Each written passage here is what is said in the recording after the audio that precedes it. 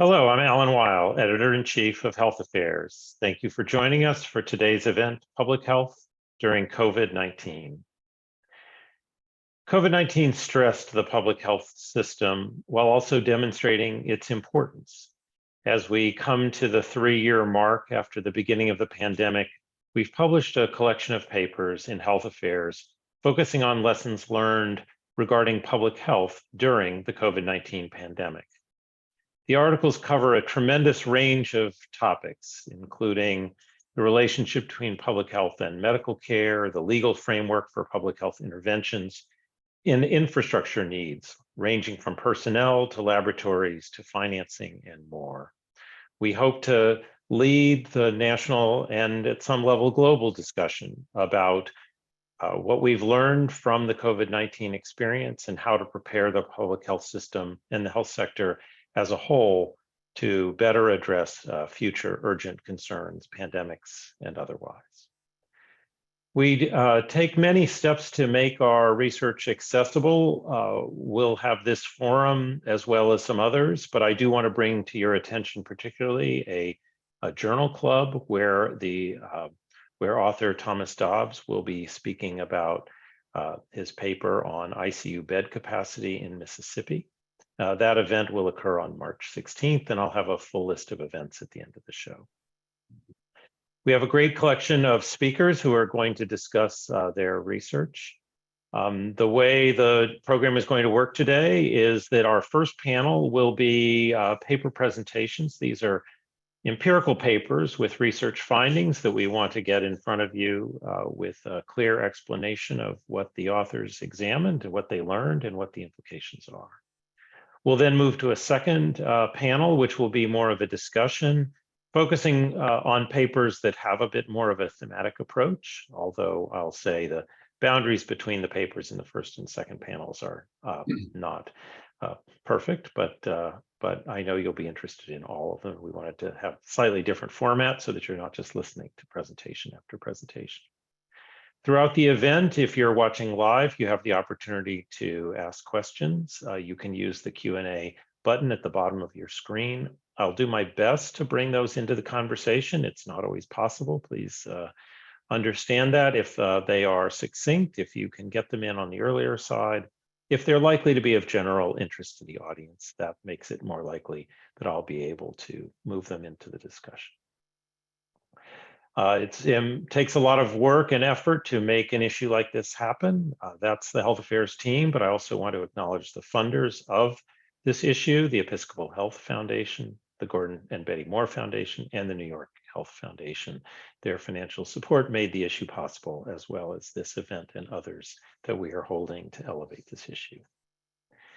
Before we turn to the papers, I've asked Dr. Howard Koh to make some opening remarks. Dr. Koh was our theme issue advisor, played a critical role in selecting and reviewing the papers, and he was the perfect choice for the job. Dr. Koh, since 2014, has been the Harvey Feinberg Professor of the Practice of Public Health, leadership at the Harvard T.H. Chan School of Public Health and at the Harvard Kennedy School. He has a number of other roles at Harvard, including as faculty co-chair of the Harvard Advanced Leadership Initiative.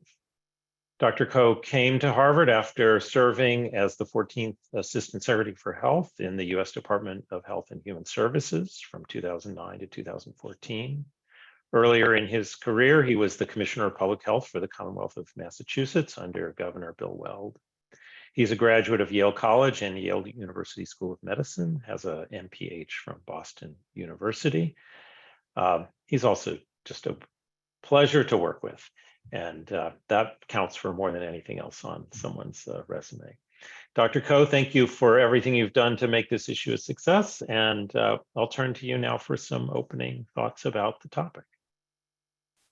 Thank you so much, Alan, for your most kind introduction. And it's been such an honor to work closely with you as an advisor on the special public health theme issue, as well as with Don Metz, Leslie Erdelak, Sarah Dine, Debbie Boylan, and many, many other members of your great team.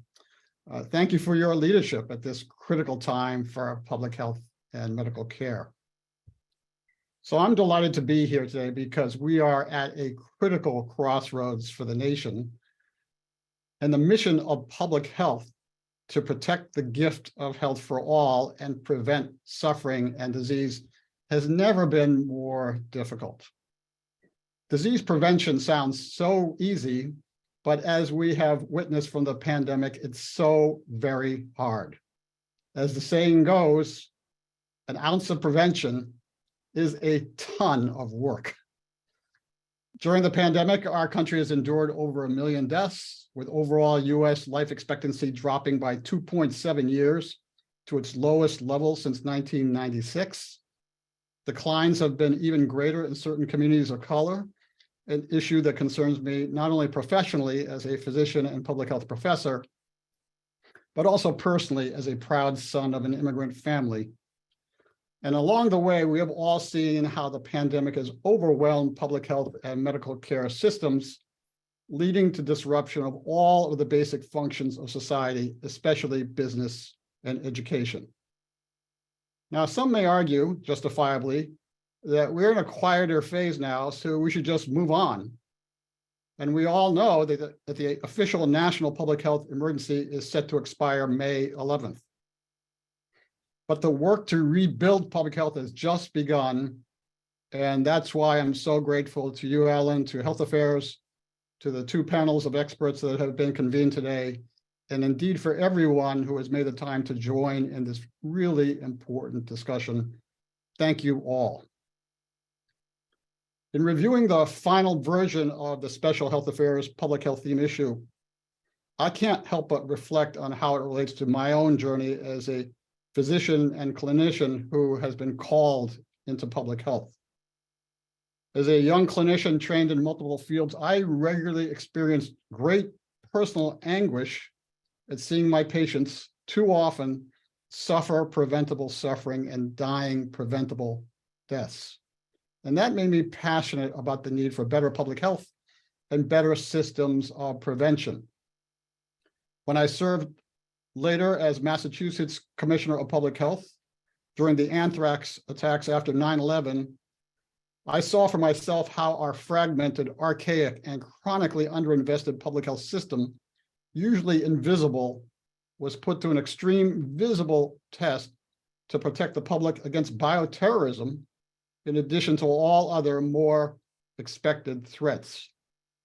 We all learned at the time the urgency of having public health and medical care professionals mobilize not only one another, but indeed all sectors of society to educate the public, communicate risk, demonstrate our commitment to protect all people at all times, and address the tremendous fear that engulfed the nation back then.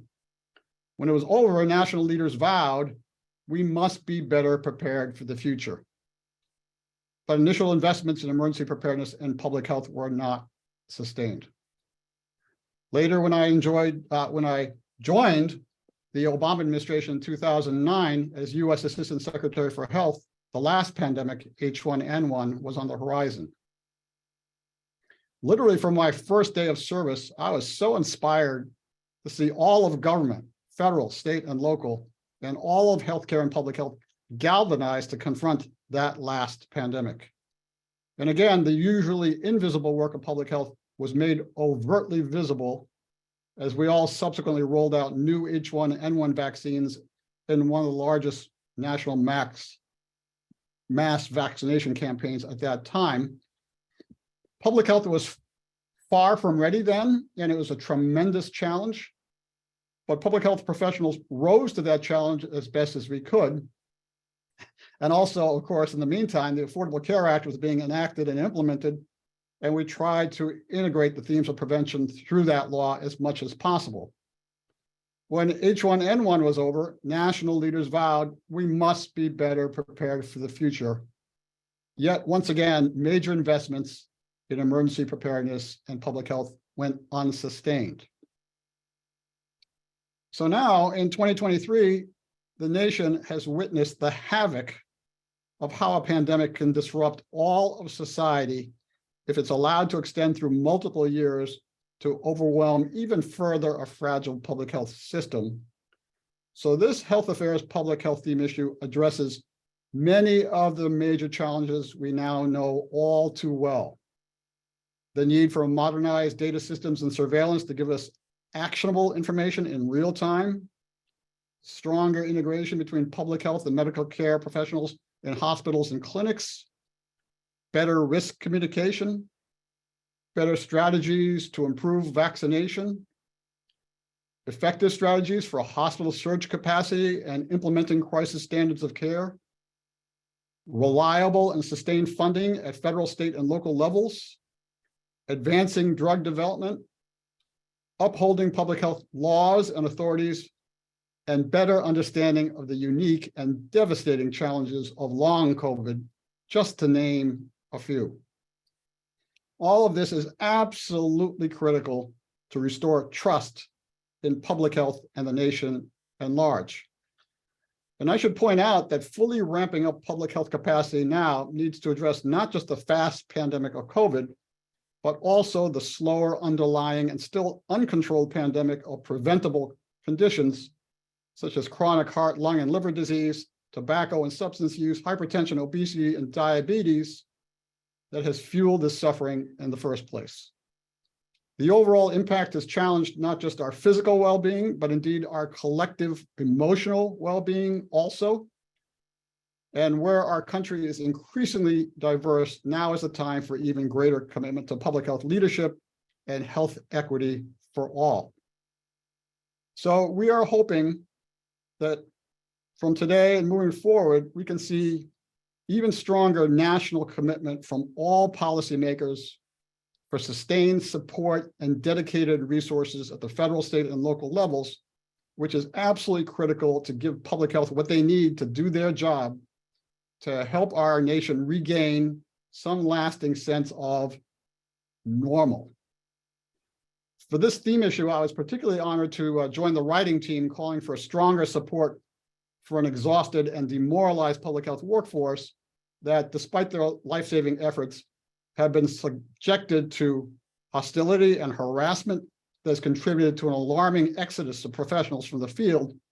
For the sake of the future of our country, that must change.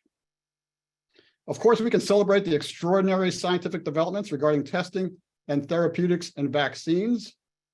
And moreover, a few months ago, Congress passed the Prevent Pandemics Act, an effort to improve coordination, accountability, reporting, countermeasure development, and the strategic national stockpile and other themes. But despite that, progress in the pandemic has additionally been challenged by an infodemic defined as the rapid spread of large amounts of sometimes conflicting or inaccurate information that can impede the ability of individuals, communities, and authorities to protect health and effectively respond in a crisis. As we all know, the infodemic has greatly complicated public acceptance of evidence-based life-saving preventive measures and has eroded trust in public health in a major way, affecting particularly state and local health departments and their leaders in every community. To address this, by the way, on April 10th and 11th, I have the honor of chairing an upcoming public National Academy of Medicine workshop entitled Navigating the Infodemic and Building Trust During Public Health Emergencies. I hope from that and other discussions, we can all have better understanding about how to address these challenges, not just for this generation, but also for the next. So as I close, I am looking forward to hearing from all the great experts on the two panels convened by Health Affairs today. We must all pledge to together rebuild, renew, and revitalize public health for the present and the future. This is not easy, but it has been said that the mission of public health is to turn no hope into new hope, and I hope that's what we're starting to do today.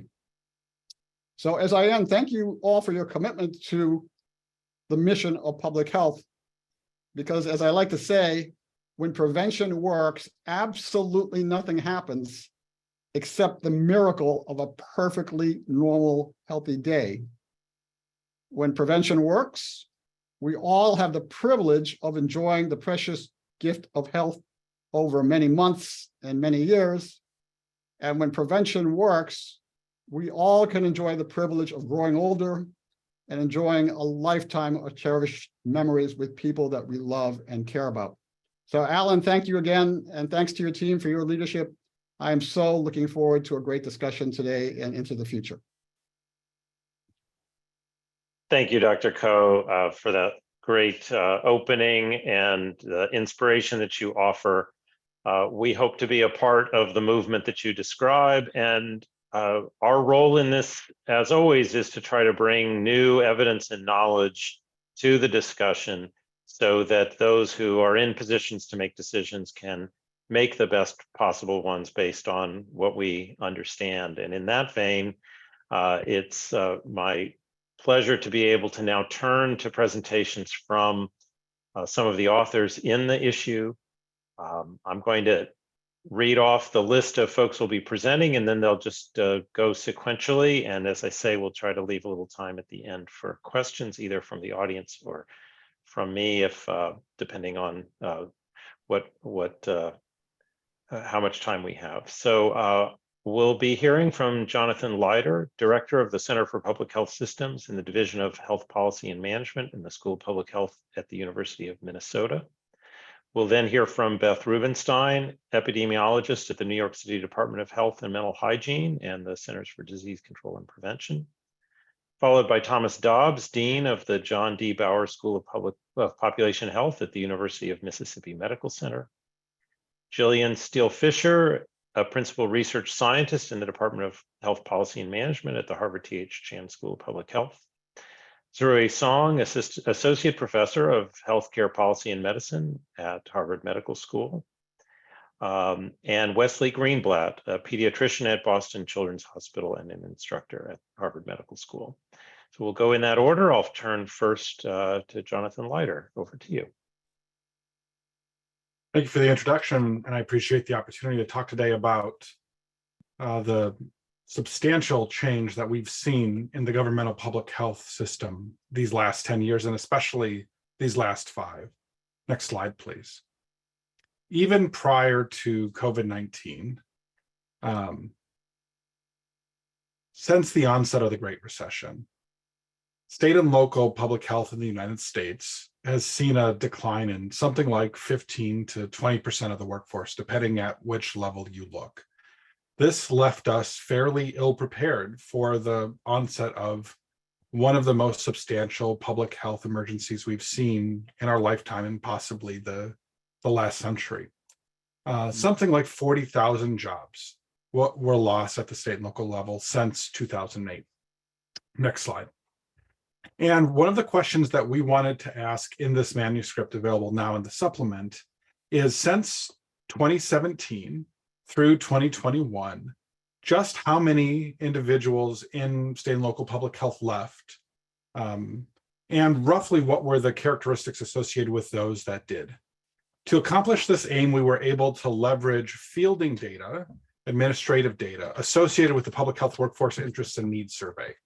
For those of you who have not heard of PHWINS, this is the largest nationally representative individual survey of public health workers in the US.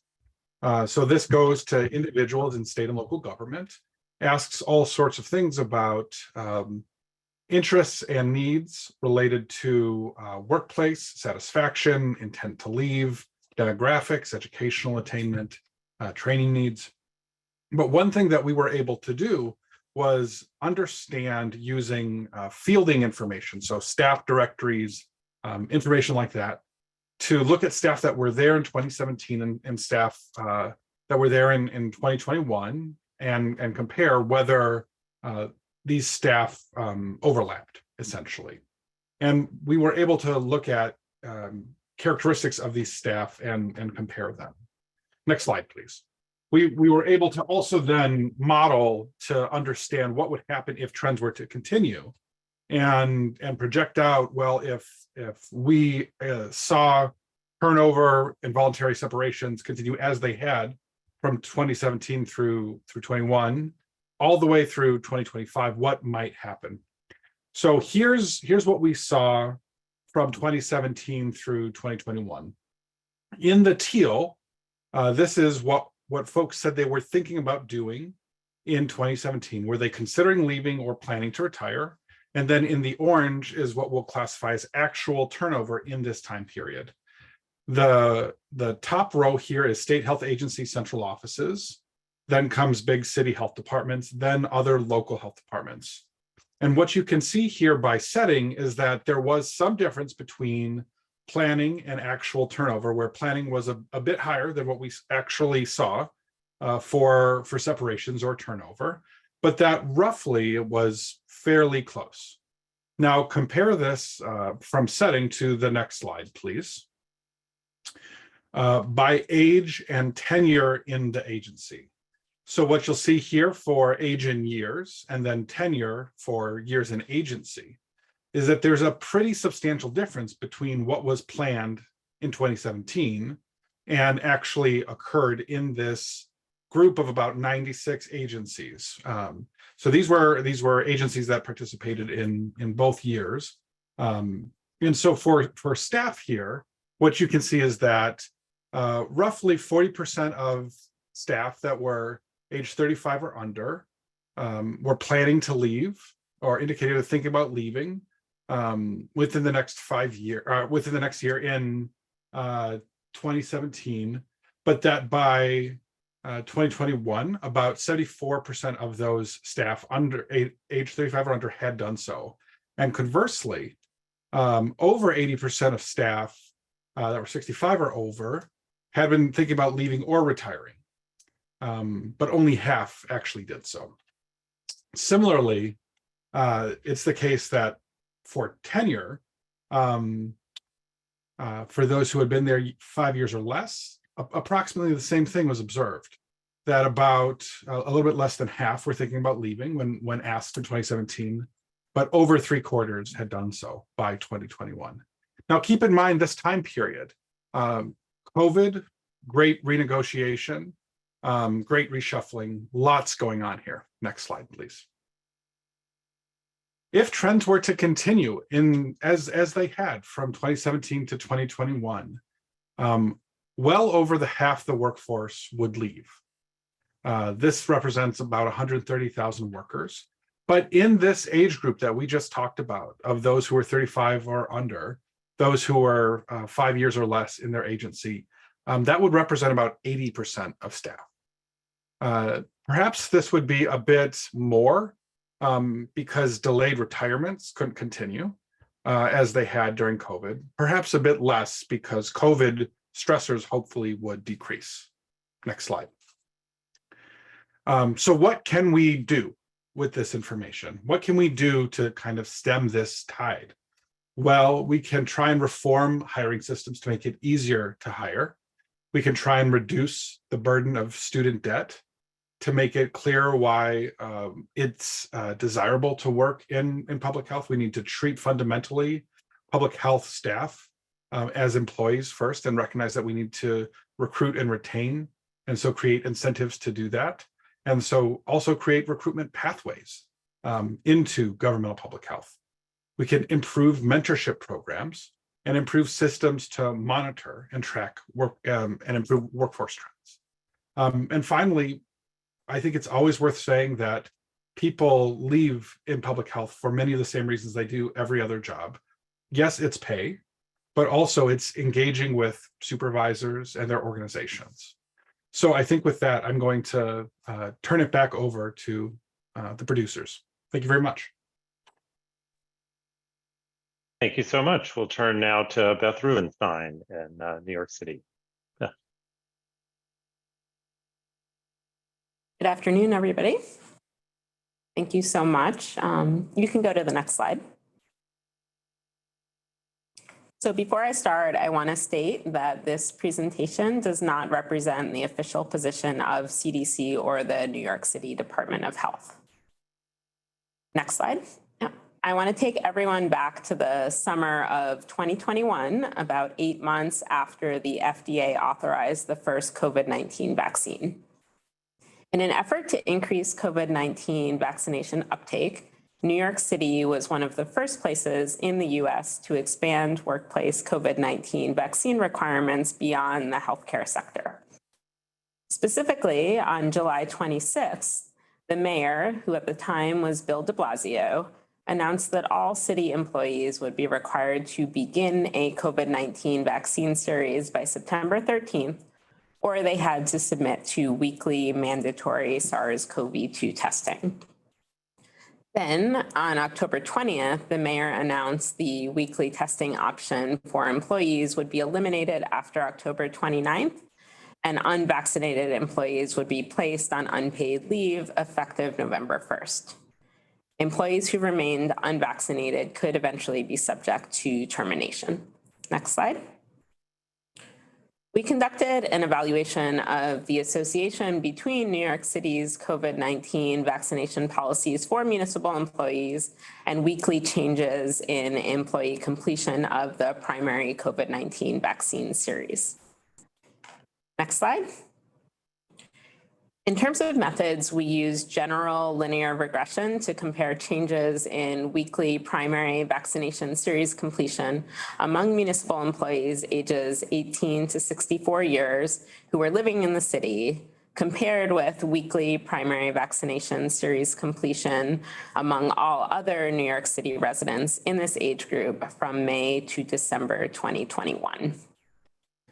The difference in regression slopes between municipal employees and the comparison group was tested overall, as well as by phase, where we divided the study into 3 phases. Phase 0, after vaccines were widely available, but before any vaccination policies for municipal employees were announced.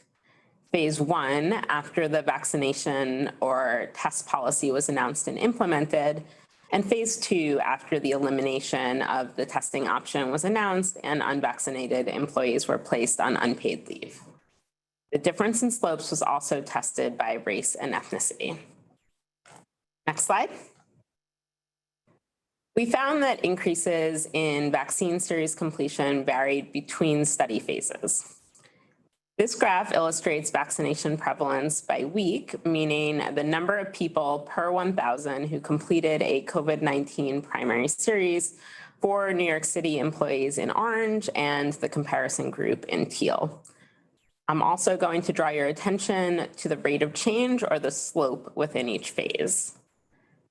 As you can see on the right-hand side of this graph, it was only during phase 2, after the testing option was eliminated, that the rate of change in vaccination prevalence among employees was greater than the comparison group.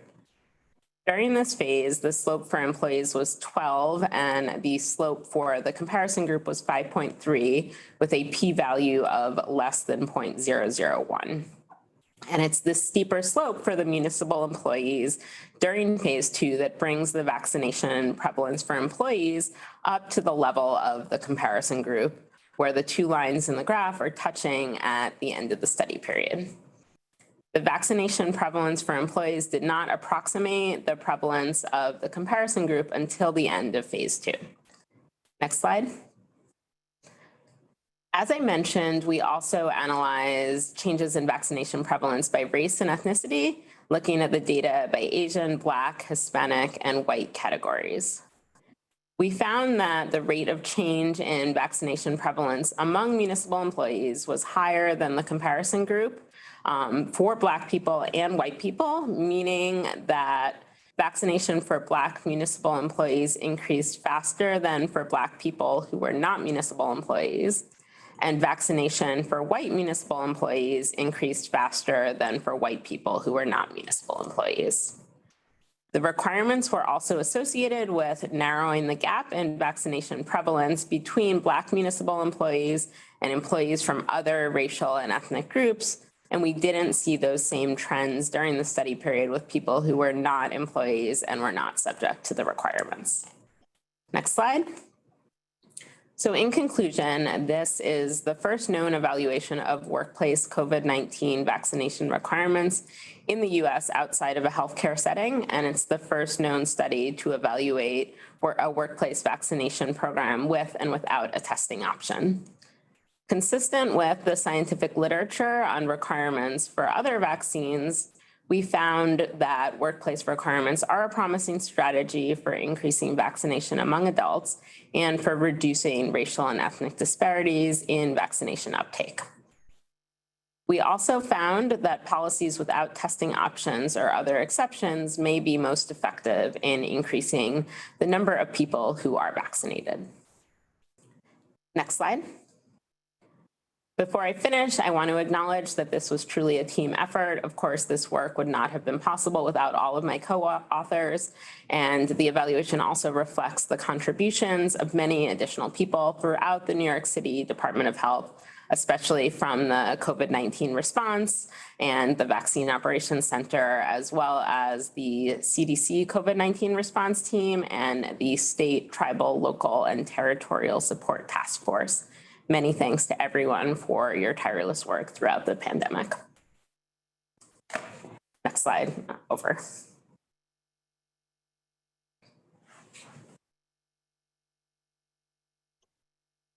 Okay, thank you very much. We'll now turn to Thomas Dobbs in Mississippi.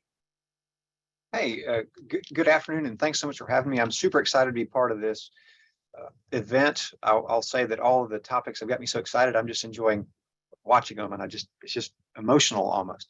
I'd like to give a quick thanks to Dr. Coe for his powerful opening remarks. I mean, I think we are really at an interesting place in public health. Sadly, I don't think that we're seeing the support and the sort of the global planning that we would like to see to have us more prepared. But I think we all appreciate that. First off, I'd like to say thank you to my team, my project team, especially Dr. Manuela Stanova, for the great work that they did. Just as a quick intro, my name is Thomas Dobbs. I'm currently the Dean of the School of Population Health at UMC. But during the COVID pandemic, I was the state health officer and also was the incident commander for the public health response during COVID. Go ahead. Next slide.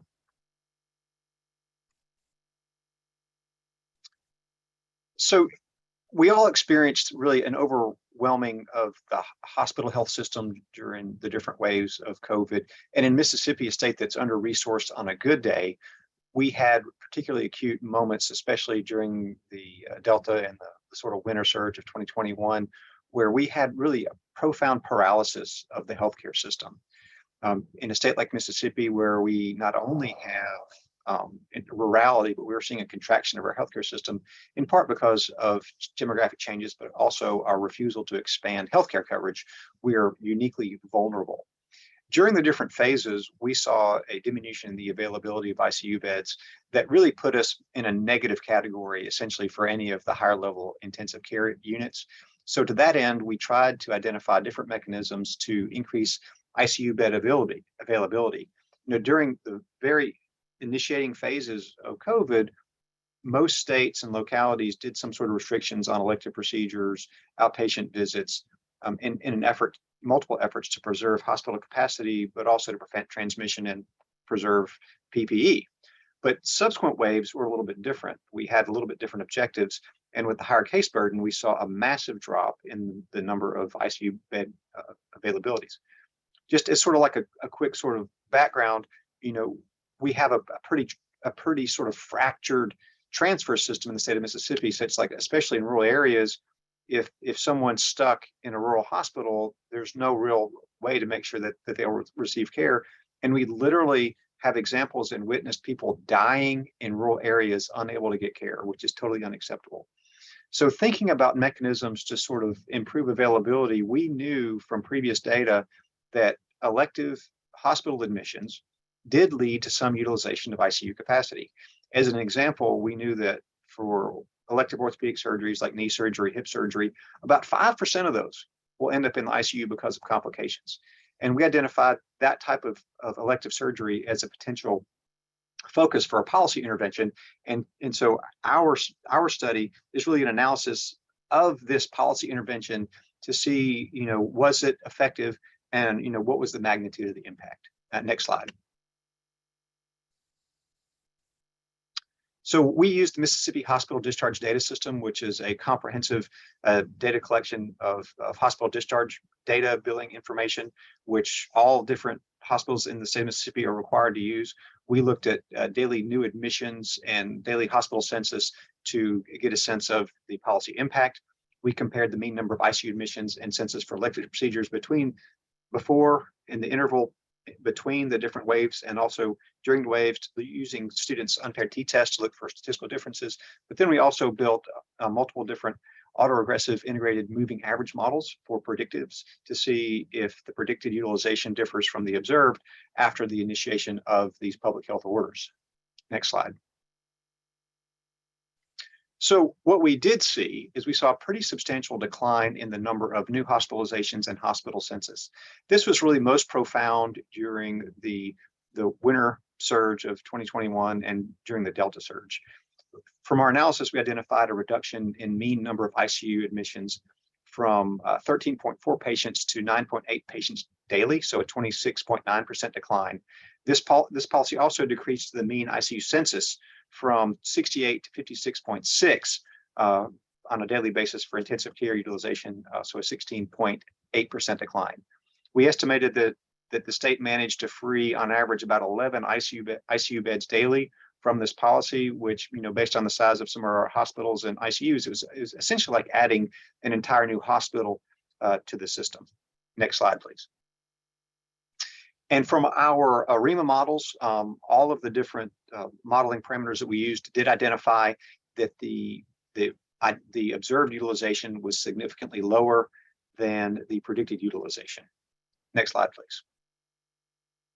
So what we did identify is that delaying elective inpatient surgeries is a viable approach to preserving critical healthcare infrastructure in a time of crisis. We knew that the impact on non-ICU beds would also be there too. So although we only identified ICU bed capacity, because we were restricting these elective procedures for all elective hospitalizations, the floor bed utilization is probably going to be even a greater impact and greater benefit. It's important to evaluate these public health interventions. During the COVID pandemic, we did a lot of policy actions that need to be analyzed so that we know what tools can we use for future interventions. And sadly here, where we've had a marked reduction even in ICU capacity since the COVID pandemic, this may be a tool that we'll have to use in the future when we have other sorts of, sort of more seasonal things come through like RSV or influenza. There are some potential concerns, including potential adverse patient events from delayed treatment. In our public health orders, we did give physicians the capacity to override the order if they felt it was in the best interest of the patient. And we didn't have any strict monitoring, so we know there's probably some bleed through because of patients really wanting to get their copays, that were covered up, or because doctors had financial incentives to go ahead and do the surgeries. Also, there was concern about reductions in hospital revenue. However, we did see a pretty substantial rebound that seemed to counter the declines in outpatient surgeries that had occurred during the COVID waves. Thanks for having me, and excited to hear what everybody else has to say.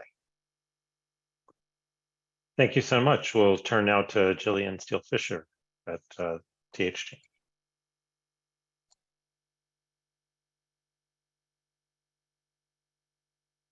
Well, hello, everyone, and thanks so much for having me. As echoing the statements of the other panelists here, it's exciting to be a part of this, and thanks so much to Health Affairs for doing this. I'm going to talk with you about an important resource that's invisible, not like ICU beds. It's trust. It's trust in public health institutions during COVID, and this is such a crucial element. It's a key ingredient for why people, adopt these critical behaviors that actually are a partnership with the public. Wearing a mask, staying at home when you're sick, getting a vaccine. And our study builds on the first nationally representative survey, talking to more than 4,000 people across the country, to examine public views at all three levels of government: federal, state, and local. And the important thing in this study is that we're trying to figure out why people trust public health institutions, as well as why they don't when it comes to information during an emergency. It's kind of a quick preview. You might think it's all about whether or not an agency actually controls the outbreak, but there's a lot more to it than that. So let's kind of unpack this. The first thing we really just looked at is actually the amount of trust that people have in public health institutions for information during COVID. And people spend a lot of time talking about the level of trust and whether it's going up and down and, historically and so forth. But the important thing that I want to point out here when we look at these data is that there is a gradient of trust, okay? And at the very right end of this is people who don't trust at all. And there's actually not that many people in that category. That means that basically there's a larger share of people who do have some trust in public health, and there's really a reason to build on that trust. So we actually start out looking at the people who trust a great deal. It's kind of a high bar, but we want to understand their reasons for trusting so much. And that's a little more than a third of folks who say they trust the CDC a great deal for health information, and about a quarter of folks who trust state and local public health agencies. And so we asked them why, what's driving that? And we asked them to explain. And we asked about a variety of reasons. Here are all the reasons we were able to ask about. What we see is that those who are most trusting of public health agencies, there's a couple of key reasons that come up over and over. A lot of people focus on these top ones that I'm going to focus on here, which is really thinking about following scientifically valid research and having expertise. It's about sort of the technical credentials that we think about when we talk about trust. And in addition, making resources available for people so they know what they can do, right? Making vaccines and testing available and giving clear recommendations about how to do that. Now that's again sort of the technical side of trust. And I also want to point out is that we look a little lower on the list, but still 2/3 of these folks saying this is important to them is thinking about what's sort of the compassionate side of this. So the counterpoint, when we ask about doctors and nurses and others, this kind of rises to the top a little bit more. It's harder for an institution to communicate this, but it is essential that actually institutions do communicate the fact that they care about the public and they're doing this in their best interest. What's not at the top of the list, although still important, but just not at the top of the list, is actually having solved the problem. So it's really important that we think about the process. And in some ways, that's a hopeful thing. We actually have a sort of an approach that we can take to actually doing this well by thinking about leading with science, about communicating that compassion, as well as sort of achieving the ultimate outcome from that. So we also see it's important is that there's a little bit of a difference when we think about kind of the federal versus state and local levels and kind of who has a little bit of an edge in these different dimensions of trust. And some reasons are more resonant at the federal level, and you see that sort of following scientifically valid research, having the expertise, that technical side is really sort of more on the federal side. And we look at sort of state and public health departments and local public health departments, we see that some of these other reasons are a little bit higher on those sides. And that means basically sort of the dimensions of having good communications, of being more compassionate, of delivering service. That closer touch is a component that's much more linked at the state and local level. And that provides us an opportunity to have this complementarity between the federal and state and local levels and have kind of a coherent engagement with the public. So of course, in addition to why people trust, right, we also want to understand why people don't trust. And I'm going again to look at the sort of that gradient of trust, right? So we look at those who trust somewhat, not very much, and not at all.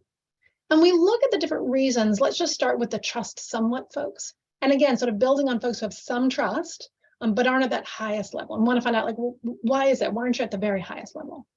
And what they're telling us is that really they're most concerned about the risk of political influence on recommendations and policies. And they're worried about having too many conflicting recommendations, which might be related, right, sort of to the perception that they're politically driven and that then they don't make sense, or they're flip-flopping, right? And so that's really a critical component. As we move down, and again, it's not as many people in these categories, but it's important to understand, the folks who don't trust very much, they have more concerns. More of them have more concerns. They're more entrenched. And they're not just concerned about political influence, they're also concerned about private sector influence. They are concerned that the science isn't being followed consistently. They're concerned about restrictive recommendations. And in the group that's the least trusting, they're also concerned or have a lower level of trust generally. So when we think about sort of engaging with groups, we want to think about where we can build on trust and then where there's a much longer bridge that we have to make in terms of connecting to people and being able to connect them to information that they can trust. So what does this all really mean? I think that, oftentimes they're like, well, how can we have, people trust public health agencies more? And I think that really the bottom line is that in order to have people trust public health agencies more, they have to be more trustworthy, right? And that's not just up to the agencies, that's up to us in terms of the way that we put policies in place, is what we do with that. And I think there are three things that I say is the sort of the major takeaways from this. The first is to think about providing public health agencies with clear lanes of authority to make those science-based recommendations. That's crucial. It's a crucial piece for the folks who already trust at a very high level and the folks who aren't quite there. And so making sure that they have the purview to make decisions and they are advising elected officials, and it doesn't seem like the reverse. It's also important that we actually provide public health agencies with the tools they can deploy at the beginning of crises so that people not only know what they can do, but have the tools to do it. And so ensuring we have appropriate stockpiles is absolutely essential. And finally, thinking about how we can enhance the communication infrastructure at all levels, state, local, and federal, so that we can have tailored communication, so we can connect to different populations. We can think about equity more fully. That's crucial. Has been noted multiple times, but I'm going to say it again because it's so important, that we are coming into this and came into this after decades of ignoring and underfunding. And we're at risk of doing that again. So I think this is really critical that we put together the force on these particular issues. So thank you so much for your time, and to colleagues as well. Appreciate it. Thank you. We'll now turn to Zuri Song at Harvard. Thank you so much, Alan, and many thanks to the Health Affairs team for the opportunity to be here. Also, I want to congratulate all of the authors in this issue and our many colleagues here today for their scientific contributions and great work. I'm here on behalf of my colleague and co-author, Mia Giuriato, who is a wonderful data scientist in the Department of Healthcare Policy at Harvard Medical School. Mia and I looked at the question of what is associated with the development of long COVID. Before getting into the paper, in which I just want to leave you with 3 take-home points, I want to first recognize my colleagues on the front lines at Mass General on the next slide, who every day serve our patients both in the inpatient and outpatient settings. These memories, many of them co-residents and our attendings when we were in training, reflect the initial year of the pandemic. You can see their kids, their masks, our hallways, and it reminds us time and again of both the humanity and also the human endeavor that is a hospital or a health system's response to this pandemic. Onto our study at the next slide. I just want to leave you with 3 basic takeaways. The first is that we live in a world still that lacks a consensus definition of what long COVID is. Given that, this study is basically an example or case study that you can study or analyze long COVID through various definitions. We show here a narrow definition based on the actual diagnosis of long COVID entered into a person's medical record or a healthcare claim. But there are also broader definitions, one of which we adopt here from the literature, simply based on the presence of a new symptom consistent with long COVID, but without the diagnosis code that a clinician had to mark down. For both of these groups of people with long COVID, we compared them to a peer group of folks that also had initial cases of COVID, but did not go on to develop either a definition or a diagnosis of long COVID, nor a symptom that was new attributable to long COVID. So these were peers who, just like the 2 groups of long COVID, long haulers had an initial case of COVID-19, but did not, though continuously enrolled in the data, appear to gain a diagnosis or a symptom of long COVID. You can see here some differences in terms of demographics. There are other differences shown in the paper, but basically folks with long COVID tend to be a little bit older. They tend to be more likely female, and there were some racial and ethnic differences between the groups as well. Next slide, please. Our second contribution is simply that the duration, the time between an initial COVID-19 diagnosis and the diagnosis of long COVID that a clinician actually marked down in a claim is potentially longer than we previously appreciated. Here in this study, with the 8,300 people who had a documented case of long COVID after their initial COVID-19, the average time from their initial case of COVID-19 to this documented long COVID diagnosis was actually 250 days. Part of this is that the diagnosis code for long COVID didn't exist until October 1st, 2021. And so this graph, which shows you the distribution of this time gap between initial diagnosis of long COVID, reflects in part the different waves of the pandemic shown by the height of the bars. But it is still striking that although our working definition of long COVID is a symptom between 28 to 180 days after COVID-19, there are many people, community dwelling folks in our data who are having COVID-19 symptoms up to hundreds of days, many hundreds of days after their initial COVID-19 diagnosis. This time gap also reflects some racial and ethnic group differences, as shown here on the graph to the right. These differences were not quantitatively large, but they're qualitatively meaningful, and they can be explained by many health system both demand side and supply side factors. Next slide, please. Lastly, the third takeaway is a contribution from this paper about what is actually different between long COVID and pre-existing conditions. We don't have a precise answer for this. Partly, the reason is that pre-existing diseases can progress in a way that's very similar to the diagnoses consistent with long COVID. The leading risk factors for long COVID among those who had a diagnosis of it marked down in a healthcare claim include high blood pressure, diabetes, obesity, lung disease, and depression. You can see others here on the left side of this slide. But many of these conditions, as they progress through the months or years, may give rise to symptoms that look just like the symptoms that we use to define long COVID, and that public health agencies and state and federal governments in other countries and researchers also use to define long COVID. Separating out what is a progression of underlying disease versus what is a symptom of actual long COVID is challenging. It's challenging in our largest administrative databases. It is challenging, though slightly less so, in electronic medical record data that perhaps distinguishes these clinical entities a bit more carefully, but it is simply not easy to estimate the presence of long COVID, prevalence of long COVID, and it's not easy to separate that from the burden of pre-existing disease in the first place. Of note, on the right side of this slide, many conditions that one would assume or previously have been known to be associated with immunosuppression or a weakened immune system were not risk factors for long COVID. For example, HIV/AIDS, solid tumors, and metastatic cancer did not show up as statistically significant risk factors for the development of long COVID among those that we were pretty sure had long COVID because the clinician had to mark down that diagnosis in a healthcare claim. So that was a bit surprising to us.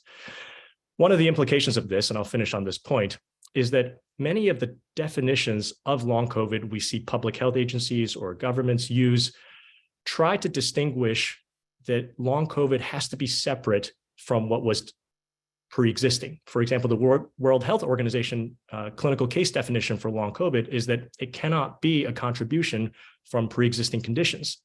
And yet this study shows that it's simply difficult to make that separation or to discern that distinction as far as most data sets we have available today. Thank you again to the Health Affairs team for the opportunity to share this, and I turn this back over to you. Thank you so much. And now over to Wesley Greenblatt. Thank you so much for that warm introduction, and I'm delighted to be able to share this work with you. This is joint work with Charu Gupta and Jennifer Cow. Next slide, please. And so the COVID-19 pandemic created a large, sudden, unmet public health need for rapid access to safe and effective therapeutics. And while the pandemic did lead to remarkable efforts to develop new therapeutics, so most prominently the vaccines developed in record-setting times, given the long timelines typically associated with de novo drug development, this also led to a surge in interest in drug repurposing to meet this public health need. And so drug repurposing is the use of a drug previously approved for one indication to target a new indication. And it's generally seen as offering several important advantages over new drug development. So in particular, by leveraging prior experience, it may avoid exposing patients to unknown side effects, and it may speed development and lower costs by starting at later stages of testing. In addition, if a generic is already available for a repurposed drug, the associated lower price point may help to improve patient access. And so we systematically examine drug repurposing in COVID-19, which provides an external shock to drug repurposing efforts, and use this to try to inform lessons for drug repurposing, both for future emerging diseases as well as more generally. And so we identified US COVID-19 drug clinical trials in 2020 and 2021. Our final sample has 485 clinical trials. 211 of these, or about 44%, test at least one repurposed drug. And in total, 101 distinct repurposed drugs were tested. Next slide, please. And so first, we look at the time course of drug repurposing. And this plus the start date of clinical trials testing at least one repurposed drug and those with no repurposed drugs. And two trends emerge here. First, the largest number of total trials begins in Q2 of 2020. So this is the first full quarter after the WHO declared COVID-19 a pandemic. Second, initially, a majority of COVID-19 trials tested repurposed drugs. But as the pandemic progressed, trials testing de novo drugs represented a larger share. So for example, about 2/3 of trials in Q1 and Q2 of 2020 tested repurposed drugs. But after this, about 1/3 of trials tested repurposed drugs. Next slide, please. So we next look at the sources of repurposed drugs. And so the panel on the left gives their FDA-approved indications. And while the most common indications were for infectious disease and rheumatology, and so this fits with many drugs being tested for purported antiviral or anti-inflammatory activity, drugs also came from indications much more distantly related to viral infections, such as obstetric or mental health drugs. The mean age of repurposed drugs measured from the year of their first FDA approval is 32 years. And the panel on the right lists the most frequently tested repurposed drugs. And most notably, hydroxychloroquine was tested in 44 separate trials. Next slide, please. We also look at trial sponsor. And here we find a very striking pattern. So looking at the second row from the bottom at industry sponsorship, for trials testing only new drugs, 84% had an industry sponsor. This drops to 31% for trials testing at least one repurposed drug, and it drops further to 17% for trials testing only repurposed drugs that have a generic available. And so mirroring this, we see much higher rates of academic trial sponsorship for repurposed as opposed to new drugs. And so in other words, it's precisely the drugs that have the most benefit from repurposing, those with a generic available, which have the weakest industry incentives for their development. And while I'm not going to show you this data in the interest of time, we also looked at if repurposed drugs were recommended for use in the NIH guidelines on COVID treatment. And here, if a generic was available, the drugs were recommended for off-label use without an emergency use authorization or FDA approval. But if a generic was not available, repurposed drugs sought an EUA or FDA approval at higher rates. Next slide, please. And so to conclude, drug repurposing may be an important complement rather than substitute for de novo drug development. And we saw that repurposed drugs were tested in large numbers early in the pandemic, and they made their way into the standard of care for COVID-19 patients. And so in this way, drug repurposing seems to have lived up to its promise of quickly leading to effective therapeutics. It's also been widely documented that repurposing efforts face headwinds from weak incentives and organizational barriers. And in line with this, we found that industry sponsorship played a more limited role for repurposing. But repurposing efforts by academics and grant-making bodies face their own challenges, as they may not have the expertise and incentives to navigate the FDA approval process after a successful trial. And so instead, if these drugs are used off-label, restrictions on advertising may slow the diffusion into practice of effective repurposed therapeutics. And in some cases, off-label use may have only a limited supporting scientific basis. And so we can think about policy levers that may help to address these challenges. So for instance, institutions that provide support to academics testing repurposed drugs may be necessary to help shepherd them from successful trial to formal regulatory approval if the benefits of doing so are viewed as outweighing the costs. And then the design of institutions to support future pandemic drug repurposing will need to balance the trade-off between moving expeditiously and maintaining high scientific standards. And so in particular, early reports of efficacy may not hold up to further scrutiny. There's a high cost of false positive studies in the pandemic setting, and the pandemic may create challenges to running high quality clinical studies. In addition, there may be significant duplicative research efforts. And so this raises the question of to what extent efforts to evaluate, fund, and coordinate clinical trials should be centralized in a pandemic setting. And then finally, drug repurposing isn't one size fits all. So the optimal policy to support drug repurposing in the context of a pandemic is going to be very different from that to support repurposing as part of a planned market expansion strategy of a recently approved new drug. Next slide, please. And with that, thank you for your time today, and I look forward to your questions. Well, thanks to you all for succinct and really rich presentations. We have a little bit of time for question. Obviously, the subjects covered by the different papers are quite varied. So I'm going to ask a few targeted questions and then one or two thematic depending on time. But let me just start with a few fairly narrow questions. For Beth Rubenstein, there was a question about with the requirement for vaccination, if there were also actions taken to increase availability or make it easy to get them. Really, I think the questioner is getting at, is this sort of a push or a pull or a combination approach? How do we interpret the results? Can you give us a little more of the context on the supply side? Yeah, so vaccine requirements were just one tool that we used to increase vaccination.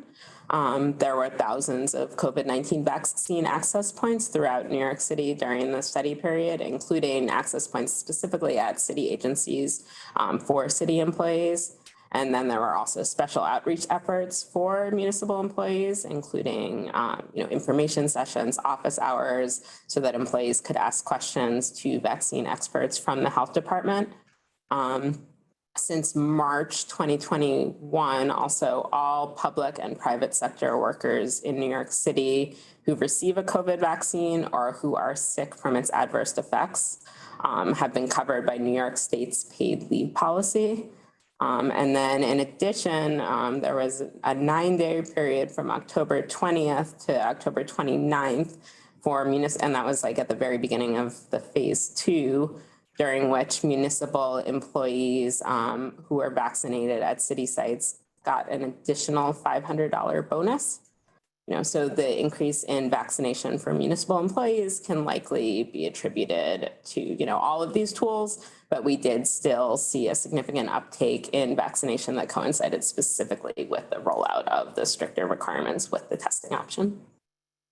Great, thank you. That's really helpful context. For Thomas Dobbs, I want to ask about the duration of these pauses in non-urgent procedures. It's, as you mentioned, sort of the benefits, but also the potential risk. It seems to me they'd be quite sensitive to how long they last. Can you just provide a little more detail on that? Yeah, yes. The waves were pretty protracted, right? And our hospital capacity was constrained for prolonged periods of time. They varied, but around 40-45 days was kind of a typical sort of time period. Now, there was a lot of ongoing sort of communications with the hospital administrators and the surgeons across the state. They had enough flexibility where they could sort of deem something urgent. And what we saw was a pretty substantial drop in low number for the first couple of weeks and then sort of bleed through over time. Because some of these might have been cardiac procedures that required ICU utilization that fell within those criteria. And obviously they needed to be done. And so there was a little bit of bleed through later on. Thank you. For Jillian Steele-Fisher, there was a question about if I was just going to go back and look at the slides, but overall it looked like trust levels were higher for federal than state and local in that first slide. Do you have a sense of if this is additive, as in people trust all three, or they trust federal but not state and local, or are they different people? Do you have any information about that? Interesting question. I think it is additive in the sense that people who trust one institution are more likely to trust another level. I also note that it's not always true that folks are more trusting of federal authorities than state or local. There's a real, connection between state and local public health departments that federal agencies don't have, and so that can lead to it. But I think in the context of a novel virus where we really didn't have the science, people were looking to the federal level. And so that's sort of why we see that difference here, but it's not a permanent feature of the trust landscape. But it is true that people who trust are a little more trusting of different institutions, but there's really some people who are more trusting of federal than the state and local. Great, thank you. Well, sort of to foreshadow some of the conversation we're going to have with the next panel, where we're really looking forward. As I said, your papers cover very different topics, but one of the things I hope we can pull from them is some of them demonstrate some real strengths of the public health system and show up some weaknesses. And we just need to be aware of both of those. And so I was wondering if any of you would like to sort of start, and a number of you mentioned how happy you were to see the other studies as well. I wonder if any of you want to start by sort of mentioning how your work, you believe, demonstrates some of the strengths that we have to draw on as we move forward.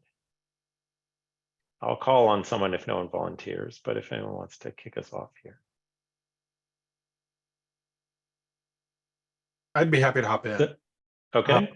So Alan, I think one of the things that's extremely apparent in the work that we see with the PH-WIN study is that we have a workforce that's committed and more than ever is coming in highly educated and highly motivated to serve the public.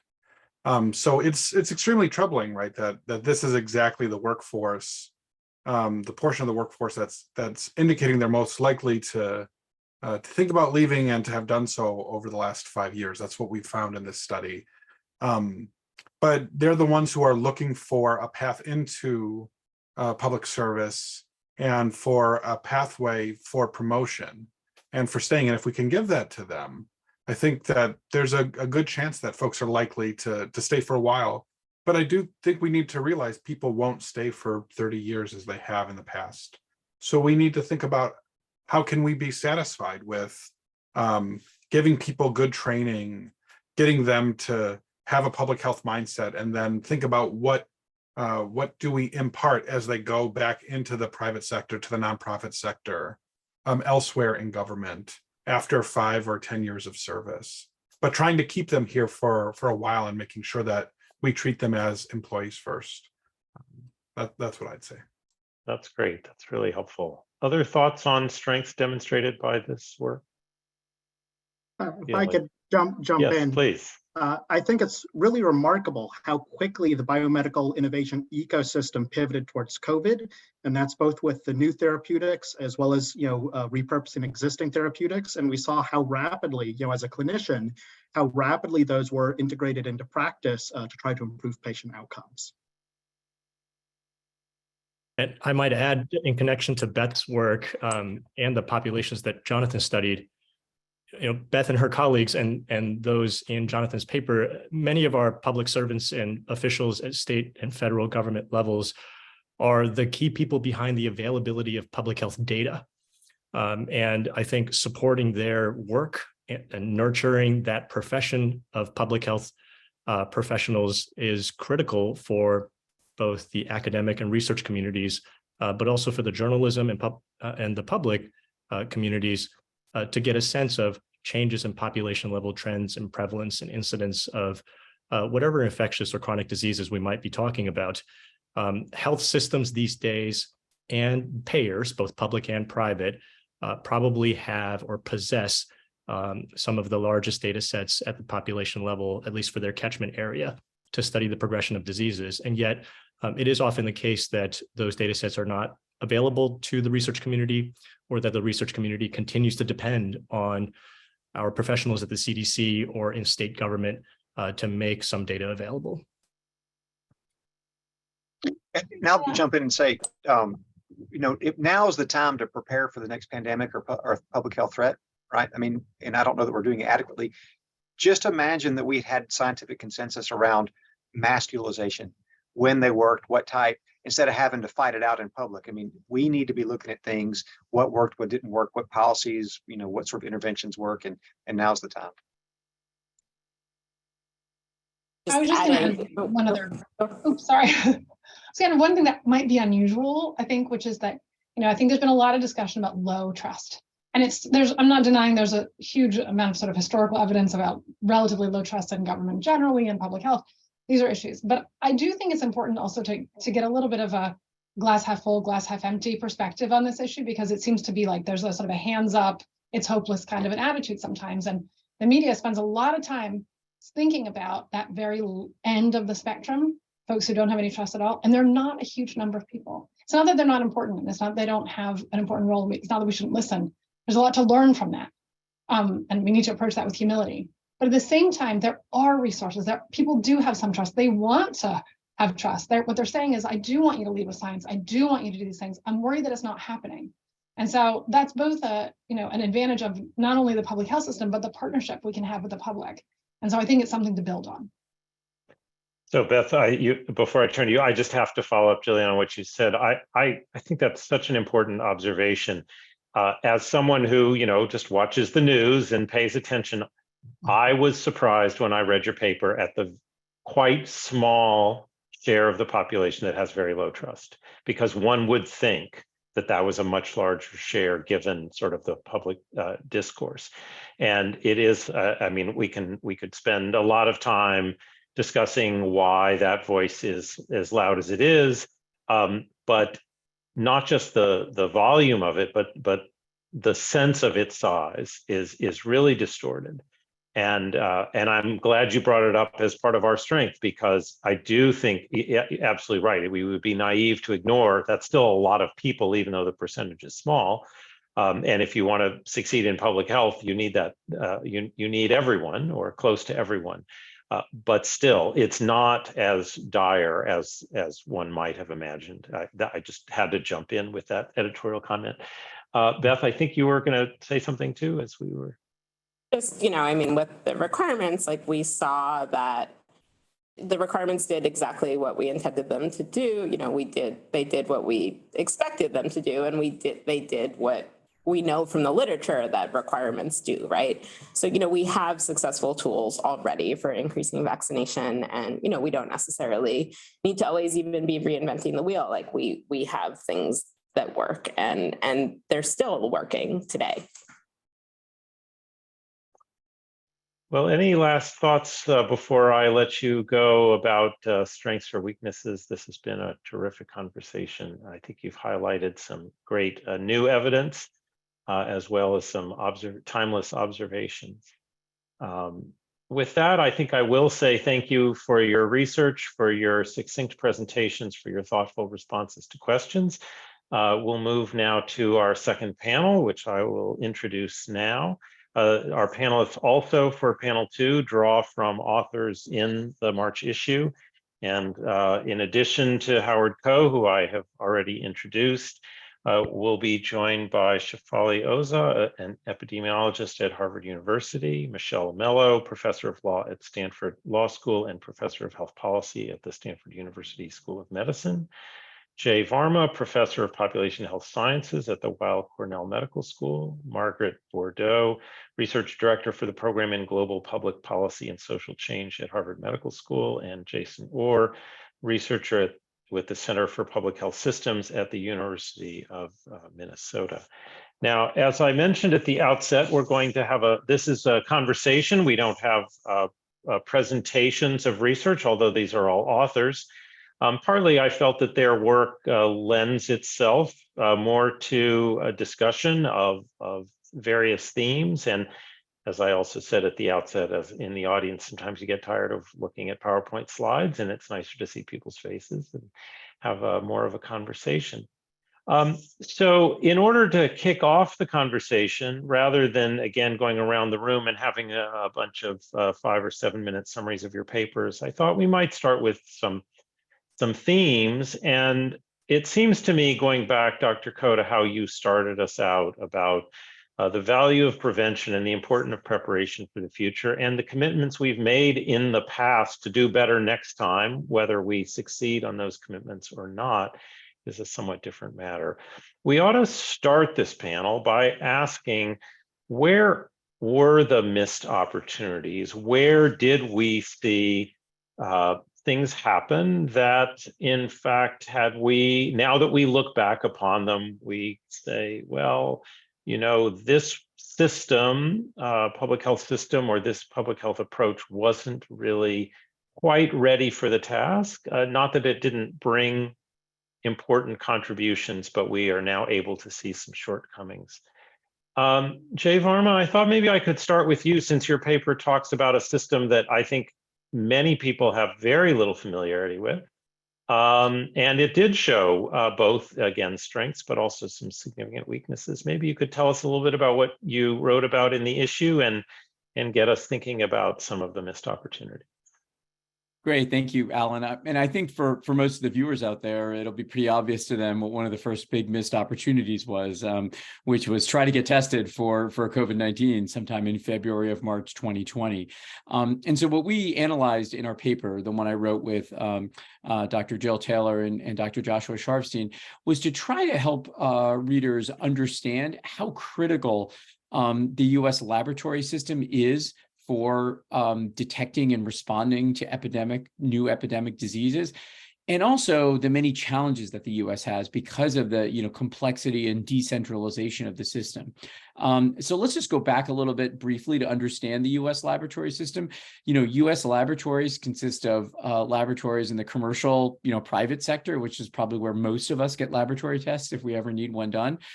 They can be performed at universities or academic medical centers. And then a small number of tests are performed at what's known as public health laboratories. These are laboratories that are funded by federal or state or sometimes city government dollars, and perform tests on diseases that are rare, sort of market failures, a lot of them rare infectious diseases or environmental testing that's done. Well, why is this so important? Well, it turns out, for infectious disease monitoring, because infectious diseases are unique among human conditions, and that which you can identify exactly what's causing the root of the problem and then target therapy directly at it. Having laboratory tests that shows that you in fact have COVID-19 and not, say, influenza is critical for us to understand how many cases there are, what the trend in cases are, and to be the entry point for epidemiologic studies. And so that brings us back to what happened in February of 2020. And in our paper, we described the investigations that have been conducted into this sort of inability for CDC to develop a test that worked well for COVID-19 in early days. And that really set the US response back by weeks. It delayed recognition that the virus was already circulating here in the United States. And I think it links to some of the papers or discussions that we've had recently about trust, because if the public health system doesn't even know what's going on, the experts don't know what's going on, how is the public supposed to know too? So there's a number of things that we highlight as challenges in our paper, and I briefly want to summarize them before handing it back to everybody else, which is, number one, we don't have a national laboratory system. We have a decentralized network of responsibilities across the federal government, FDA, Center for Medicaid, Medicare Services, CDC, and we have a very complex system of public and private facilities across 50 states and additional territories. And so what we really need, and what we describe in this paper, is kind of both the authority as well as sort of the culture of CDC to take on as leaders of this national lab system and basically come up with a roadmap that all participants in the system can follow. That's number one. Number two, internal to CDC, there needs to be a greater elevation of laboratory science and a culture of rapidly developing laboratory tests, both internally, but even more importantly, in partnership with private biotechnology scientists, as well as academic centers. So in other words, we don't just get one test in development, we get multiple tests at the same time. And then we ultimately let the regulators and the market and users decide which of those is the best. The third is that there needs to be a large infusion of consistent funding at the federal and state level to improve the staffing. All of the problems you heard about with public health workers quitting are probably even greater, even more exacerbated among the public health lab infrastructure, lab resources. And then we also need infrastructure improvements, both in how to do testing as well as the information systems, because I do think one of the other critical gaps that we saw here was challenges in how to count cases. And that's a problem with every disease that we face, but laboratory testing is crucial to that, and that played a major challenge here. So these are the types of things that we try to highlight in our paper, which have enormous implications, I think, at all levels of the public health system, but are really foundational to how we respond and prepare to future epidemics. Thank you. So that seems like a great segue, Margaret Bordeaux, to you, because your paper was about sort of the mismatch or the disconnect, or whatever term you want to use, between the public health infrastructure and the clinical medical infrastructure. Say a little bit more about what you talked about in the paper and how that, again, can help us think about the opportunities we missed so that we don't miss them next time. Right. Well, it's almost, Jay, like you coordinated with me. So that's perfect segue. Right. So just to set the stage a little bit about what was happening with our group during COVID. So we ran a project called COVID Academy out of Harvard Medical School with the aim of working with public health practitioners who are implementing COVID crisis responses in their communities and feeding what they were learning and observing and the challenges they were facing up to policymakers who were developing COVID strategy. And we ended up working with, I would say, about a dozen or more public health practitioners across different jurisdictions in the United States, and really starting very early in the pandemic. And what immediately struck us, surprised us, frankly, alarmed us, was that these practitioners were running up against a set of operational challenges that were preventing them from undertaking what I think we would all agree are some of the first and most basic steps in outbreak response, leading to many of these, missed opportunities that you've asked about. And the one through line that ran through these operational challenges, which were quite diverse, was the unique administrative and operational divide we have in this country between our public health enterprise and our medical or clinical care services.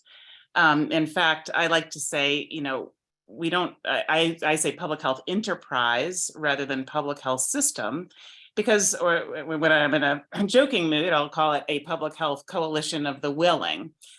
Because what we really have is every state has organized their public health systems very differently, both, how much control locals have, how much control state actors have, how information flows, who's designated with which roles.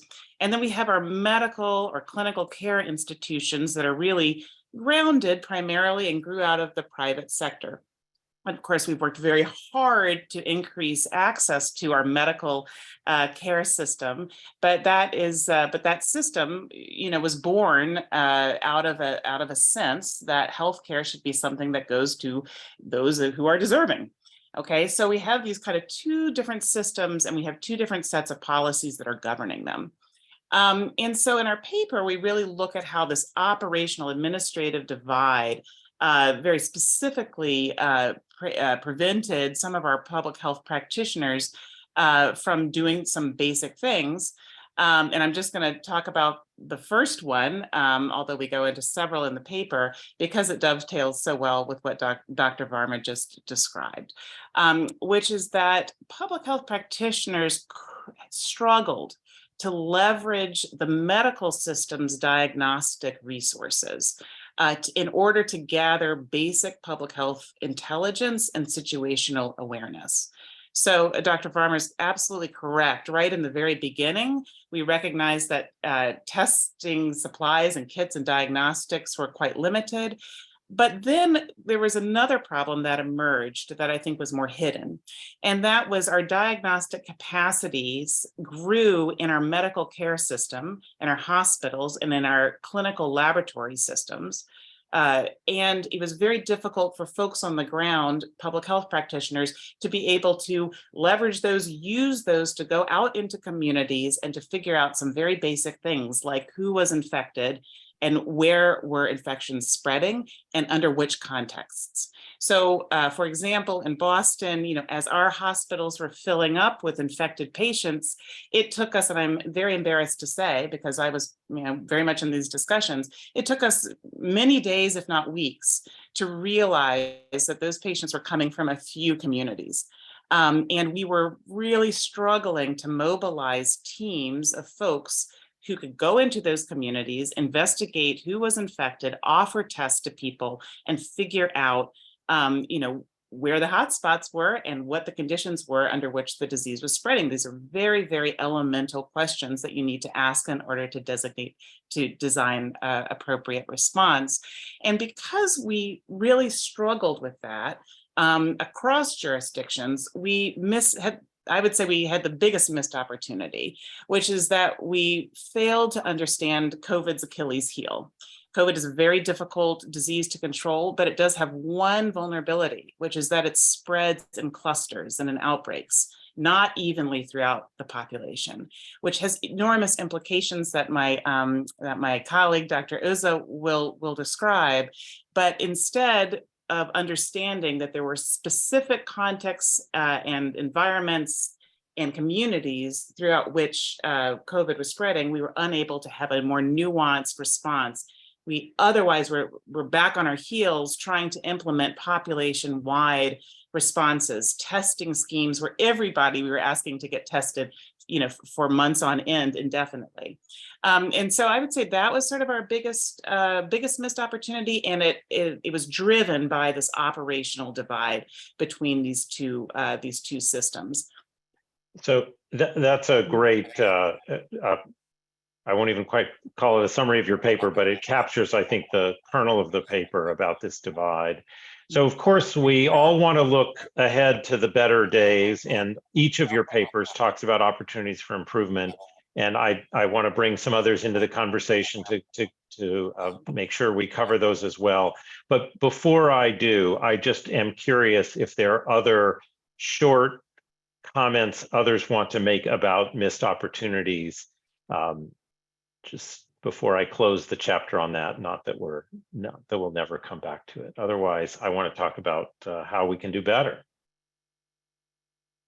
Okay, well, maybe you all want to talk about how we can do better too. So I think that's great. That is, of course, our general approach to things. So Michelle Mello, you wrote a paper about the legal infrastructure, and I, as a lawyer, of course, it's my, couldn't put it down as I read it.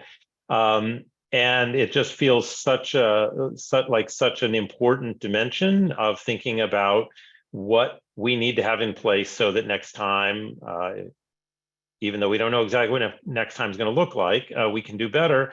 And particularly, I'm hoping you can reflect on the notion that, of course, what we had in place was based on what we thought we would do better next time last time, but that was a very different scenario. So tell us a little bit about how we think about having a better legal infrastructure going forward. Right. So our emergency powers laws, which give special coercive powers to state, local, and federal health officials during declared emergencies, are really a key part of the public health infrastructure. They empower officials to do the things that they need to do to respond to health emergencies, including pandemics. And they've been with us for a very long time. Many of these laws are quite ancient. And after the 9/11 attacks and the anthrax attacks that followed, there was a broad understanding that we really needed to get on the ball in modernizing those laws, because those ancient laws really did not, first of all, reflect modern understandings of individual rights. The courts had evolved new ways of thinking about, for example, procedural due process, the protections we all get before we're confined, for example. And secondly, the suite of powers just wasn't broad enough to deal with some of the threats that were top of mind, like global terrorism. So there was this round of modernizing these laws, both to protect individual rights better and to empower officials more to be flexible and nimble in responding to emergencies. But what was anticipated at that time was another anthrax attack, an acute bioterrorist incident, for example, or maybe a broader terrorist incident. But again, acute, short-lived, localized, probably. Very different, obviously, from this emergency that we have found ourselves in over the last 3 years. So the upshot is there's just broad agreement among people who spend time thinking about this stuff that we need another round of modernization of those public health laws with the same kinds of impulses. Number one, let's think harder about how to protect individual rights. And number two, let's think harder about the powers that health officials need.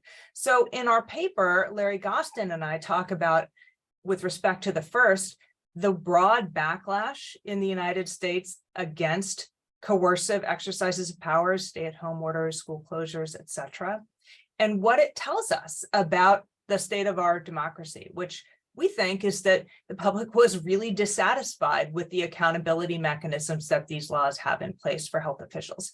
And in fairness, they're really light accountability mechanisms. Essentially, they're time limits on the duration of orders before health officials have to renew them, but generally they can renew them for a very long time, as we've seen. And, some ability to consult the public through town hall meetings, things of this nature. And then some roles for legislatures in ending emergency declarations, but that's a really nuclear option, right? If you're a legislature, you're going to turn off an emergency declaration. Not only are you turning off the school closure, you're also turning off access to emergency pots of funding and regulatory waivers, things that they might want to keep. So these accountability mechanisms are really crude, and Larry Gostin and I suggest a number of ways where we could do better through more moderate, but also more meaningful accountability checks on official powers. But the other side of the coin is understanding areas where officials actually need more power. And number one is clarifying that their powers do include the power to issue orders that affect a whole class of persons, like stay-at-home orders that affect an entire community. It's actually not clear on the face of a lot of those statutes that they do. And number two is clarifying at the federal level that the CDC's quarantine power does in fact, and was intended to go beyond the narrow list of specific functions that is outlined in the Public Health Services Act, which contemplates, the CDC's role in dealing with incoming vessels that have rats and vermin. And there are things like fumigation, inspection. And the courts have read that language and said, well, that's it. The quarantine power doesn't actually extend farther to enable CDC to do things like the eviction moratorium or a no-sail order for cruise ships. So Congress needs to clarify that with our modern understanding of what pandemics are going to require, CDC does have a little bit more flexibility to act. So there are other ways we suggest in our paper that state and federal lawmakers could pursue this second round of modernization, but those are some of the highlights. Great. Thank you so much for explaining that. And I encourage people to look at more detail in the paper if they're interested. Shefalios, Margaret already referenced your work, and so I want to bring you into the conversation a completely different way of thinking about the strengths that we have in the system that can be drawn upon to do better next time. Talk to us a little bit about the approach that you describe in your paper and why it's important for us to think about and build upon that if we're going to prepare for the future. Sure, thanks, Alan, and thanks to all the other panelists in the audience. So our paper is focused on something we call community-based outbreak investigation and response, and this emerged out of several jurisdictions around the nation. It turned into a community of practice because of some things that were missing during the COVID response, especially at the local level. In particular, ability to have eyes on the ground within communities for what local leaders needed to act, monitor, address the pandemic, and be able to mount a robust response at the community level. Kind of not having the systems in place that all the localities could do this led to some innovation. And we were part of a community of practice, and we wrote up those experiences in our paper. In particular, focusing on the fact that a lot of the public health challenges faced in the nation, obviously COVID really demonstrated this, occur at the community level. And so being able to see the local context of what's happening and being able to address it with kind of the right set of interventions delivered at the local level is really important to actually be able to address that, not only for emergencies, but just also we talk a lot about being ready for the next epidemic, but if we strengthen, for a lot of the work that's been discussed on this call and at the community level, if we strengthen that for the next emergency, what we're really doing is just strengthening our system for our day-to-day. And what we're calling CHOIR, this community-based outbreak investigation and response, tries to really build on the existing kind of infrastructure in the country and the kind of needs of local health departments. When I say local, obviously there's, in this decentralized system, it could be towns, cities, counties, regions, but kind of looking at what their needs are. So what we really wanted to focus on with CHOIR was to say, what is the most efficient and effective way to respond to COVID in communities, in particular to identify, so to have these eyes on the ground. And then to be able to respond. And one particular opportunity CHOIR presented was to connect some really important pipes and break down some silos that I think were really detrimental otherwise to the outbreak response. In particular, two silos that come to mind, how programs were funded, who was implementing them, often meant that things like testing, tracing, treatment, vaccines, social support, communications, all of these interventions that should be working together were actually often implemented totally in silos. And so it was hard to get the right mix of interventions to the right set of people at the right time for being most effective at this response. And so one kind of strength of doing this at the community level is even if the implementation is done at the federal or state level for some of this during an emergency, it's at the community level that local health leaders or others can bring together the interventions to deliver them to some. And so while we should be fixing how these interventions are implemented and talking better with each other, that's not essential for something. The choir can kind of fill the gap by saying that one part of the choir framework is to say, let's bring together these interventions and make sure you're delivering them to individuals and locations where clusters are occurring. And the other is that in this kind of federalist model that's in the US for this decentralized system of public health, silos are a natural kind of consequence, and they present themselves across and between jurisdictions levels. And so one thing that choir does is by kind of collecting information that's relevant for the local level.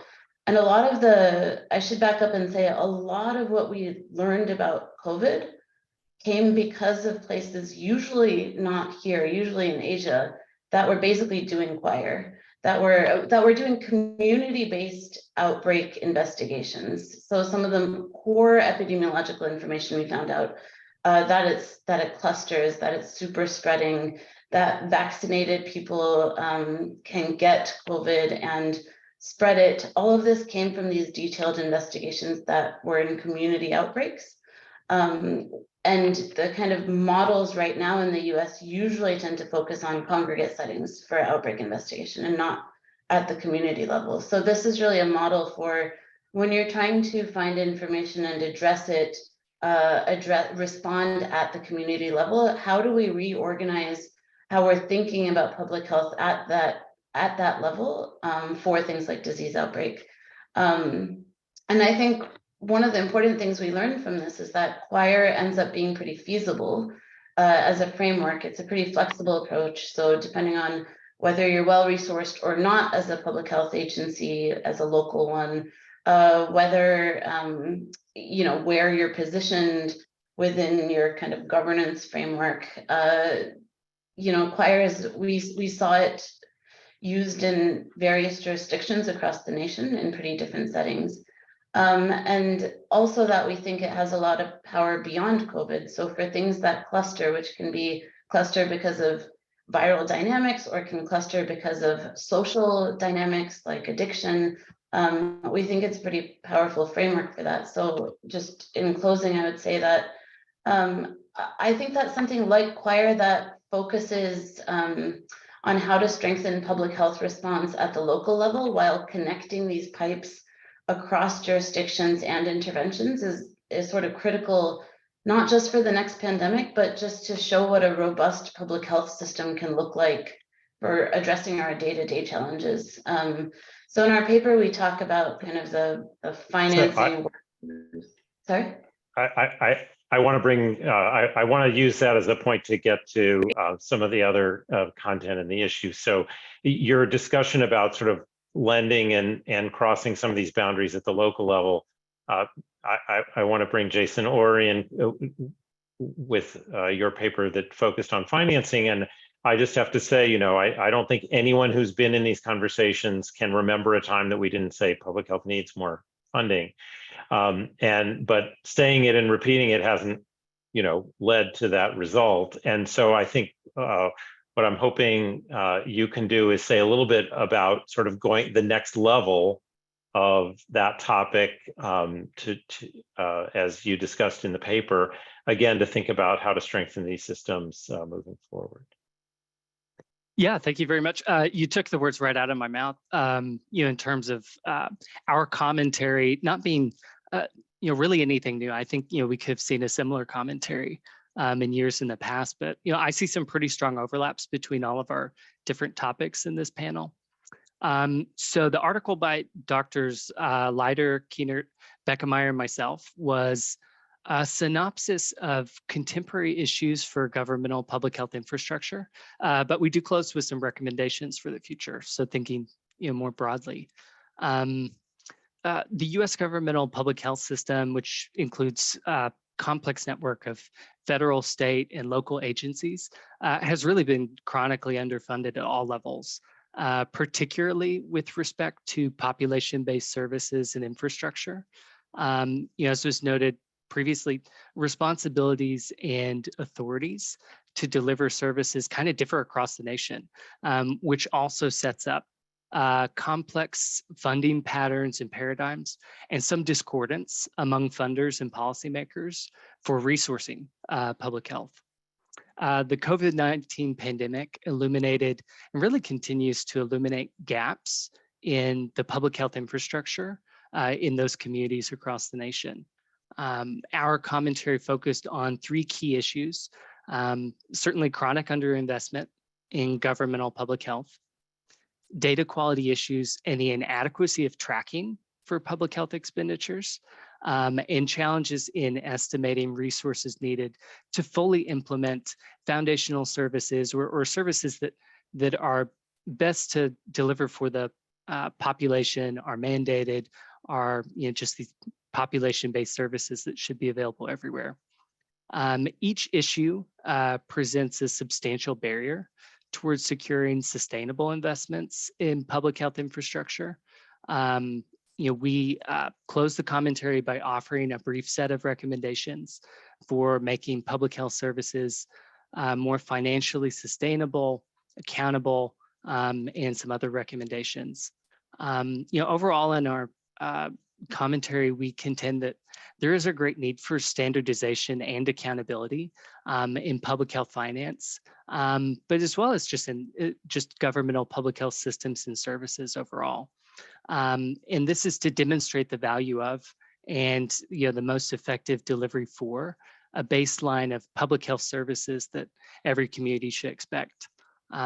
These activities will require participation across governments and sectors, and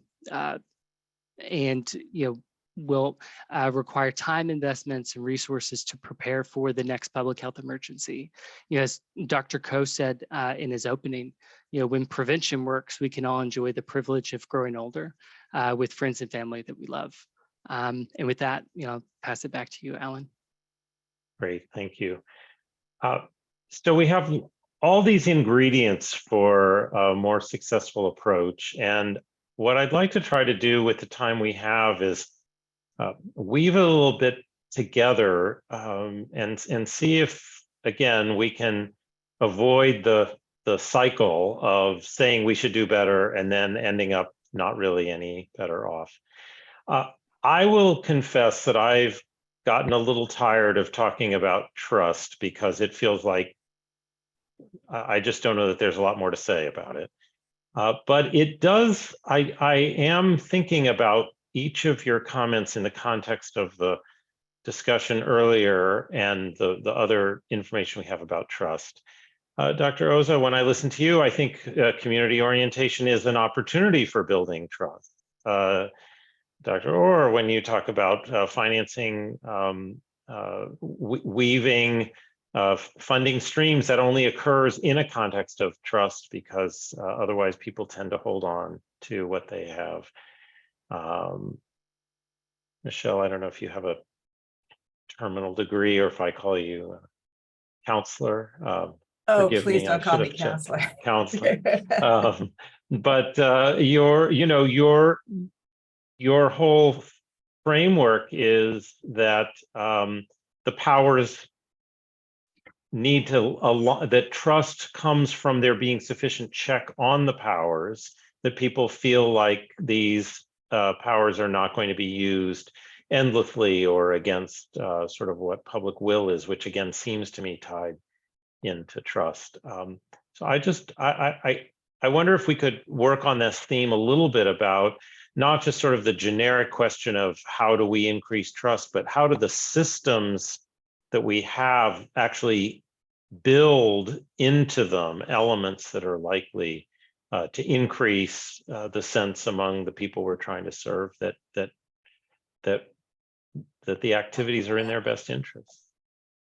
Margaret, it looks like you want to. Yeah, well, I guess, I think the, a couple of comments. One is I think that trust is the I think the paper about trust is so fascinating to me, because I think it's really confirmed what I have sort of my sense of things is that actually Americans are pretty trustworthy. I've worked in a lot of conflict affected places and a lot of war zones, and I know what communities that don't trust the government really look like. And America, this ain't it. And I would say that trust, is born of competence and familiarity, right? And the competence issue is, and familiarity issue is really where I think the beating heart of reform needs to come from. And I think I would be remiss if I left this without also focusing, or at least making a comment about the level of risk that COVID-19 has revealed that we are facing. So, I think the most damning statistic is that 1/3 of our population, of the United States population, was infected with COVID before we had a medical countermeasure. 1/3 of our population was infected. Okay. Estimates from Germany, from Japan, from South Korea, big, rich democracies, are 18%, 6%, and 3% of the population was infected in that window. So, the risk that we are facing here, if we don't get this right, is incredibly significant. In fact, I think I would have to consult with my colleagues who do nuclear policy, but it may be that we're a couple base gene mutations away from from truly an extinction event here. So we have to do better, okay? And so I really want to underline this, what Shefali is saying here about the need to have the capabilities at the community level, so every community can detect, investigate, respond, and report emerging health crises in their community, and do it in a way that is commiserate with our values as a democracy, which I think, Ms. Mello has laid out so beautifully. And a lot of this, I utterly agree. The last point I'll make is I think that the sort of starting with this big, broad trust conversation, instead of looking at what are the competencies and the capabilities that we need to have and the systems we need to put in place, is backwards. Trust should be the outcome. Okay, the systems work that we do now should be that's what we need to focus on. And I would say that when we make calls for public health system reform, we are not being strong enough and we're not being specific enough about the capabilities that we need to build. We are, public health is everything, it's going to help everything. We need to be very specific about the capabilities we're going to build and what they're going to provide for us. That's my vote. Michelle, actually, I wonder if I could turn to you about sort of the differential roles of the different levels of government, because the oversight and accountability that you described, the opportunities for that you mentioned in your earlier comments about sort of, town halls and the like, that's a viable local response. It's not really a viable national response. Can you say a little bit about how we should think differently about the level of power that might be appropriate at different levels of government? Well, I think that a lot was expected of the federal government during this pandemic that wasn't delivered. And there were many reasons that it wasn't delivered. But an important reason is that it doesn't have the legal powers to do a lot of the things that we would like it to do. Nor would I suggest that we rejigger fundamental structures of federalism to provide for that. State and local governments are and will always be in our constitutional design on the front lines of pandemic response, both practically and legally. That's where the power's at. So the question is, how do we make the most of those powers and cultivate the kind of levels of trust and buy-in that ensure that people will comply? Because regardless of what powers they may have on paper, nobody wants a future in which local health departments are physically enforcing stay-at-home orders and things of that nature. I push back a little bit on the notion that just by building in more accountability checks, we can create trust. I think sometimes some of them can do that, not all of them. For example, just expanding roles for a legislature to strike public health orders, which is one of the things that Gostin and I recommend, doesn't necessarily build trust, might actually undermine it, but some of them can. One of the things we know from other research is that the number one determinant of people's trust and willingness to go along with a public health policy is a feeling that people like me had a voice in bringing this policy about. And I think that's something that was missing during COVID. And I'm not casting aspersions on the process that was used under extreme duress and extreme time limitations. But as things wear on in a protracted emergency, the strategy has to change to create meaningful mechanisms for input from both the public and legislators.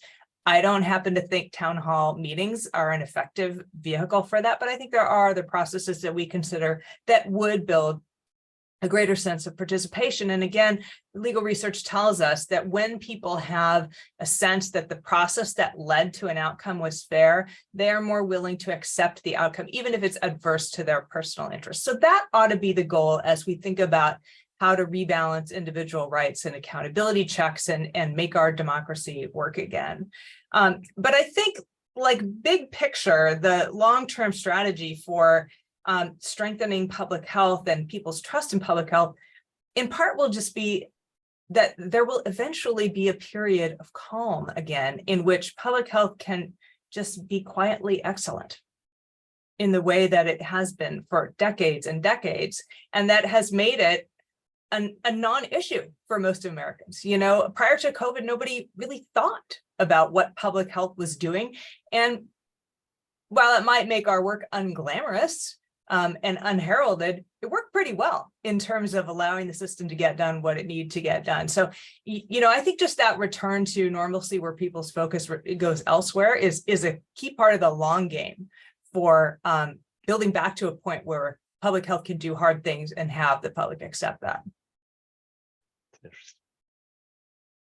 Howard, you got the first word, but I haven't brought you into this conversation. Love to hear, as you think about how these pieces come together to situate us better for the future, where you are, and then I have a couple of questions additionally that I want to pose to the panel. But you've been listening. I'd love to know your thoughts at this stage. Well, Alan, thank you so much. And again, this has been a fantastic afternoon. Both panels have been great. I have many colleagues on this panel and the prior one, so I want to thank you all for your commitment. And again, I've been doing a lot of reflection here because, you know, we have a time where public health is visible to the country, at least for a little while longer. I mean, thinking back to Dr. Varma's comment about the importance of the labs, I first learned about that through 9/11 and anthrax. I mean, people didn't realize that we have laboratories that were relied on back then to process thousands and thousands of white powders that people were terrified of anthrax. Those were unsung heroes in laboratories working. People didn't realize those professionals existed until back then. And we've seen the importance of laboratories continuing up till now.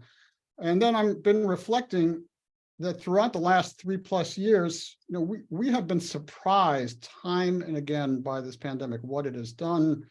When Delta came, we were surprised. When Omicron came, we were surprised. Why was that? Well, part of it was we didn't have the surveillance and monitoring systems that we need. That is changing, thank goodness. But part of my philosophical lead now comes from the great hockey player Wayne Gretzky. When people asked him, gee, you're not so strong, you're not so fast, how did you get to be one of the best hockey players of all time? His quote, which I often use in talks like this, is, I learned that you should skate to where the puck is going and not to where it has been. So we need to be forward thinking and sustained in our commitment. And we have all seen too often how, starting from 9/11 and anthrax, we've been concerned for a while and then got distracted with other things. And then the next crisis came and we were surprised. We just can't let that happen again. I think part of the way to do this, and I, like you, Alan, was encouraged by Jillian Steele Fisher's comment that the levels of no trust is actually relatively low. So that is encouraging. We got to build on that. And I'm glad that a lot of the conversation on this panel and the previous one has been at the state and local level, because that's where the action is in this decentralized, federalist society in which we work. If we can fund and support state and local public health so they are increasingly visible day in and day out, and people see them and are familiar with them and trust them, then when the crises come, it's not a surprise when a public health official goes on the media and advises certain recommendations that people may not like initially. I'm very glad to rejoin my colleague, Professor Mello, who she and Larry Gostin have done an incredible job talking about how to modernize the laws here. And then Professor Orr, I just want to thank you because we need that sustained, reliable, dedicated funding because it's been too unreliable, and we just cannot let this opportunity go by. Otherwise, we're going to keep going through the challenges we faced in the past. And Dr. Leiter's analysis about the exodus of the public health officials at the state and local level concerned me greatly, particularly as a former state commissioner.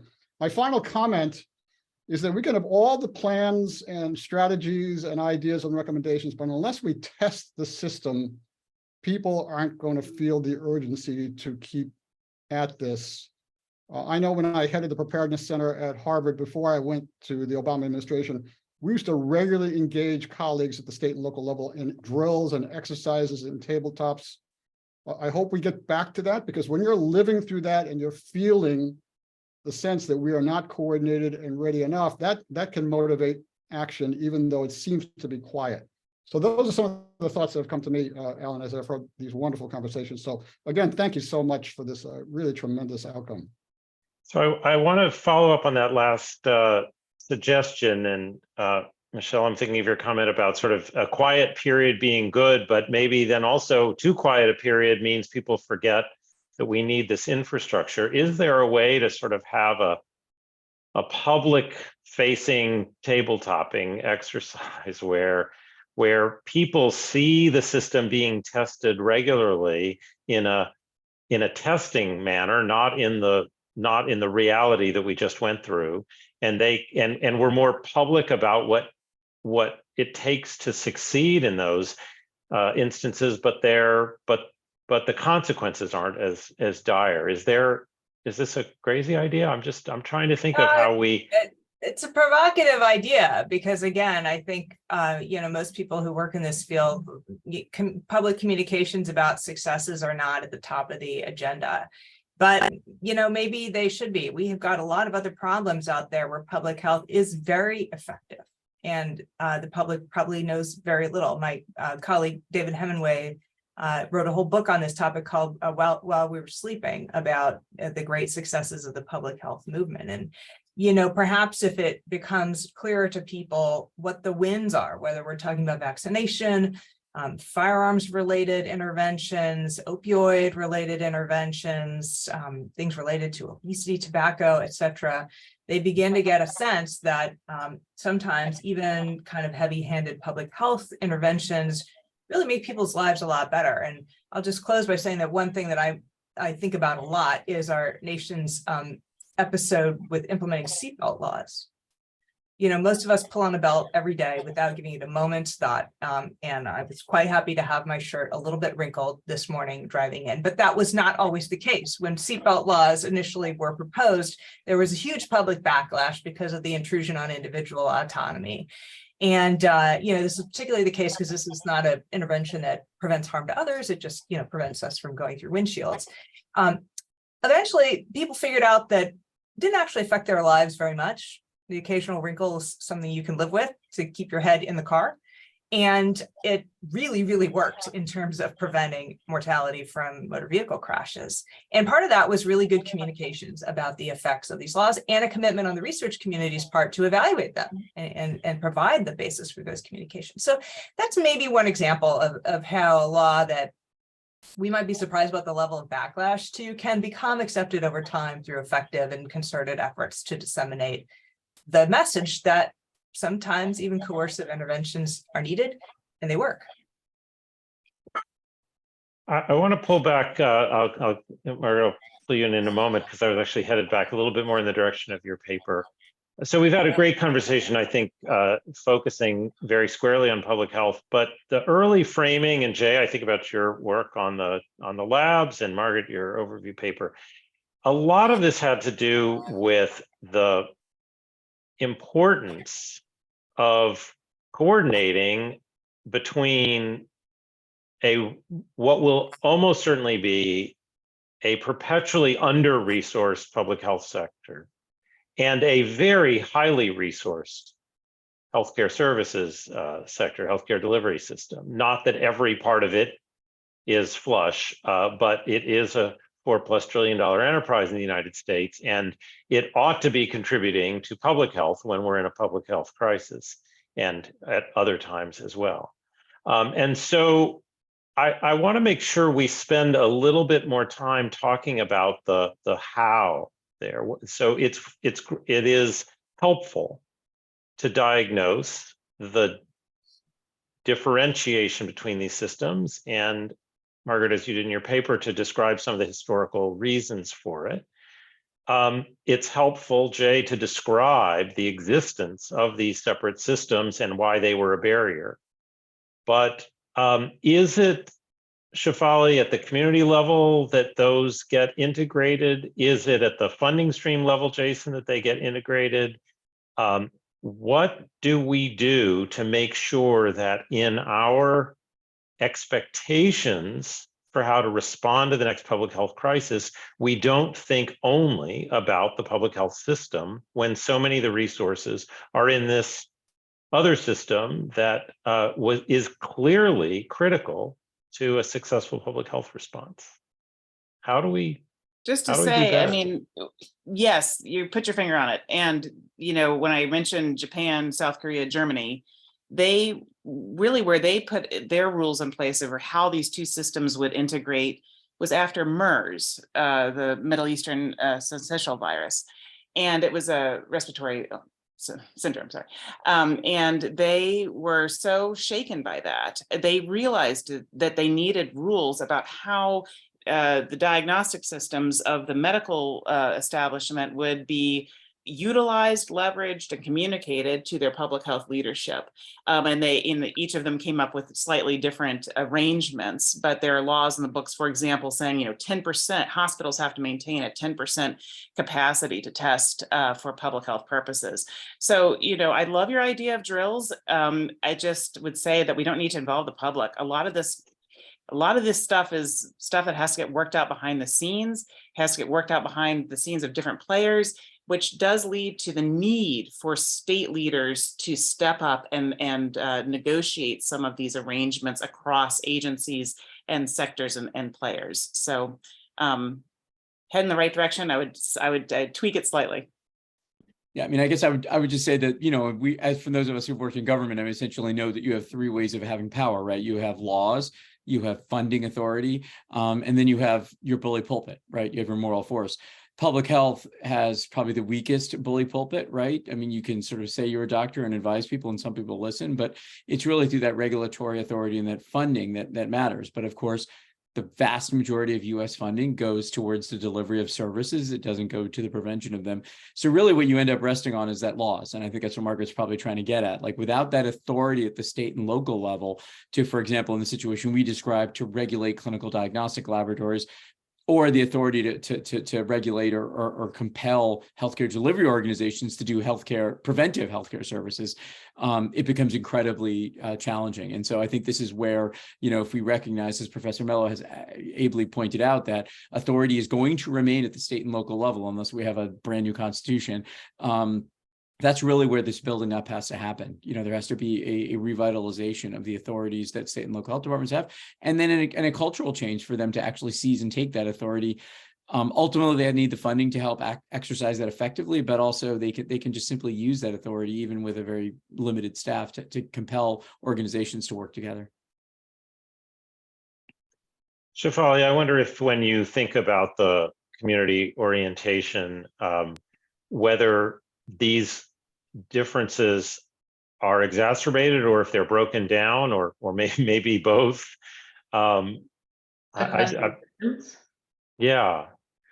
I think what we were seeing, a small, segment, obviously, of the people I was working with, but I think what we were seeing was the impact of it all, right? Like, when there are these big differences across systems, or the siloing, to take it back 1 second to the labs, for example, and the kind of missed opportunities that I was saying, I think at the community level, you could address through local health, kind of bringing together things like why were so few testing sites talking about vaccines? right? Like, why aren't so many more of them talking about it? Why aren't we pulling together across these different ways that we think we can mitigate the pandemic? Why aren't we bringing all of these together so that every touch point we have is an opportunity? Because otherwise that's where you kind of miss that last mile, right? And so to me, that at the community level for local health organizations, it's an opportunity to try to bypass some of these issues we're seeing.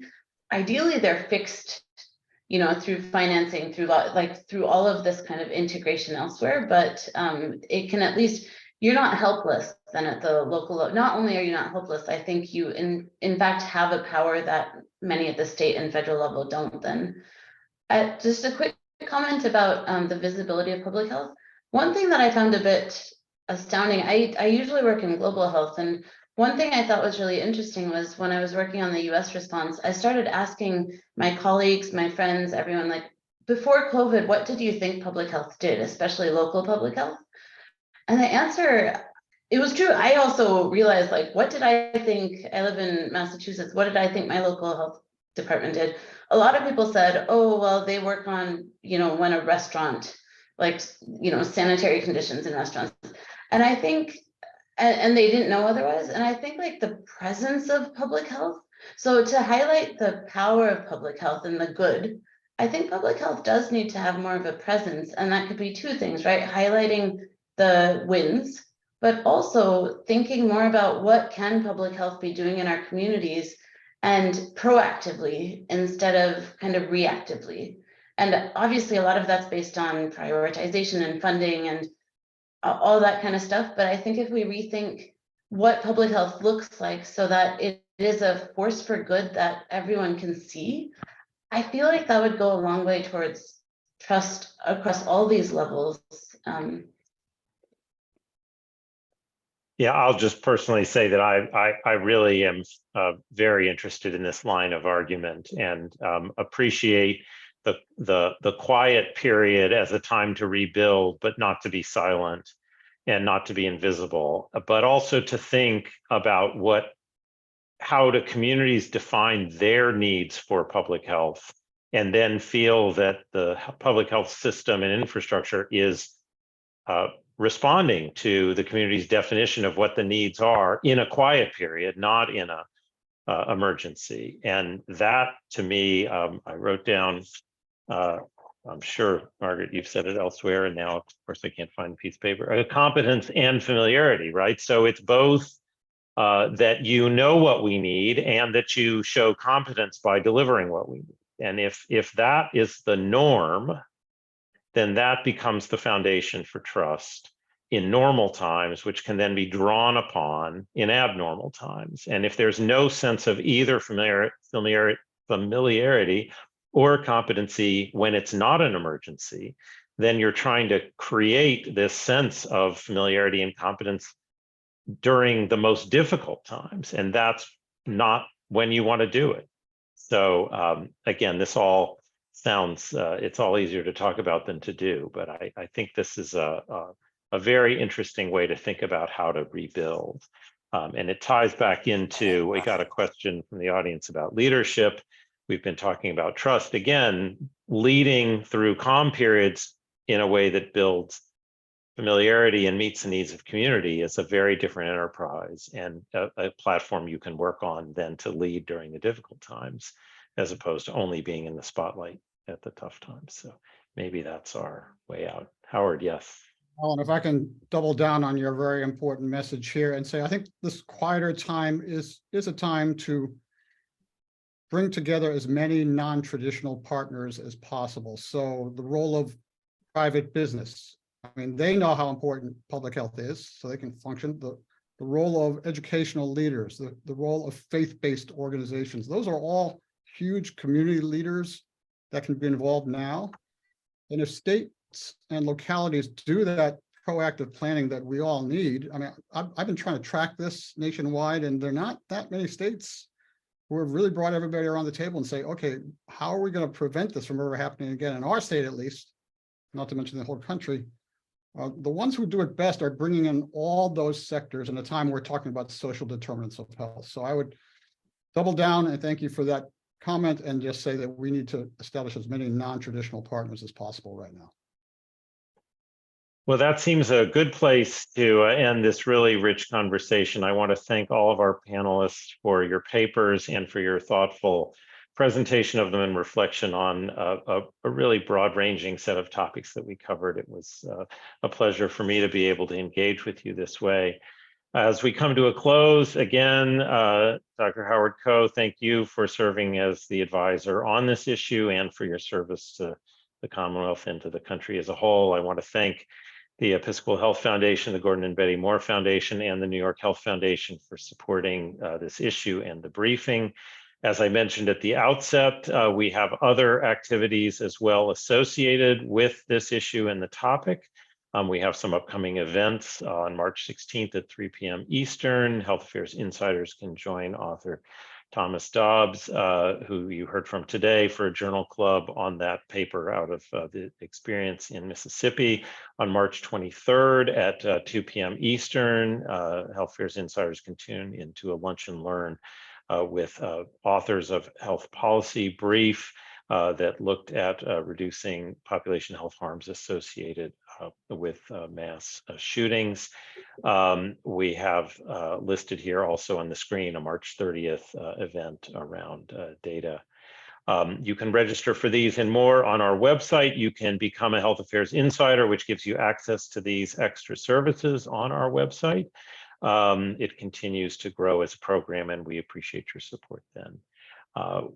With all of that said, it's been a great, I've really enjoyed the conversation today, and I hope you also have learned a great deal about this subject.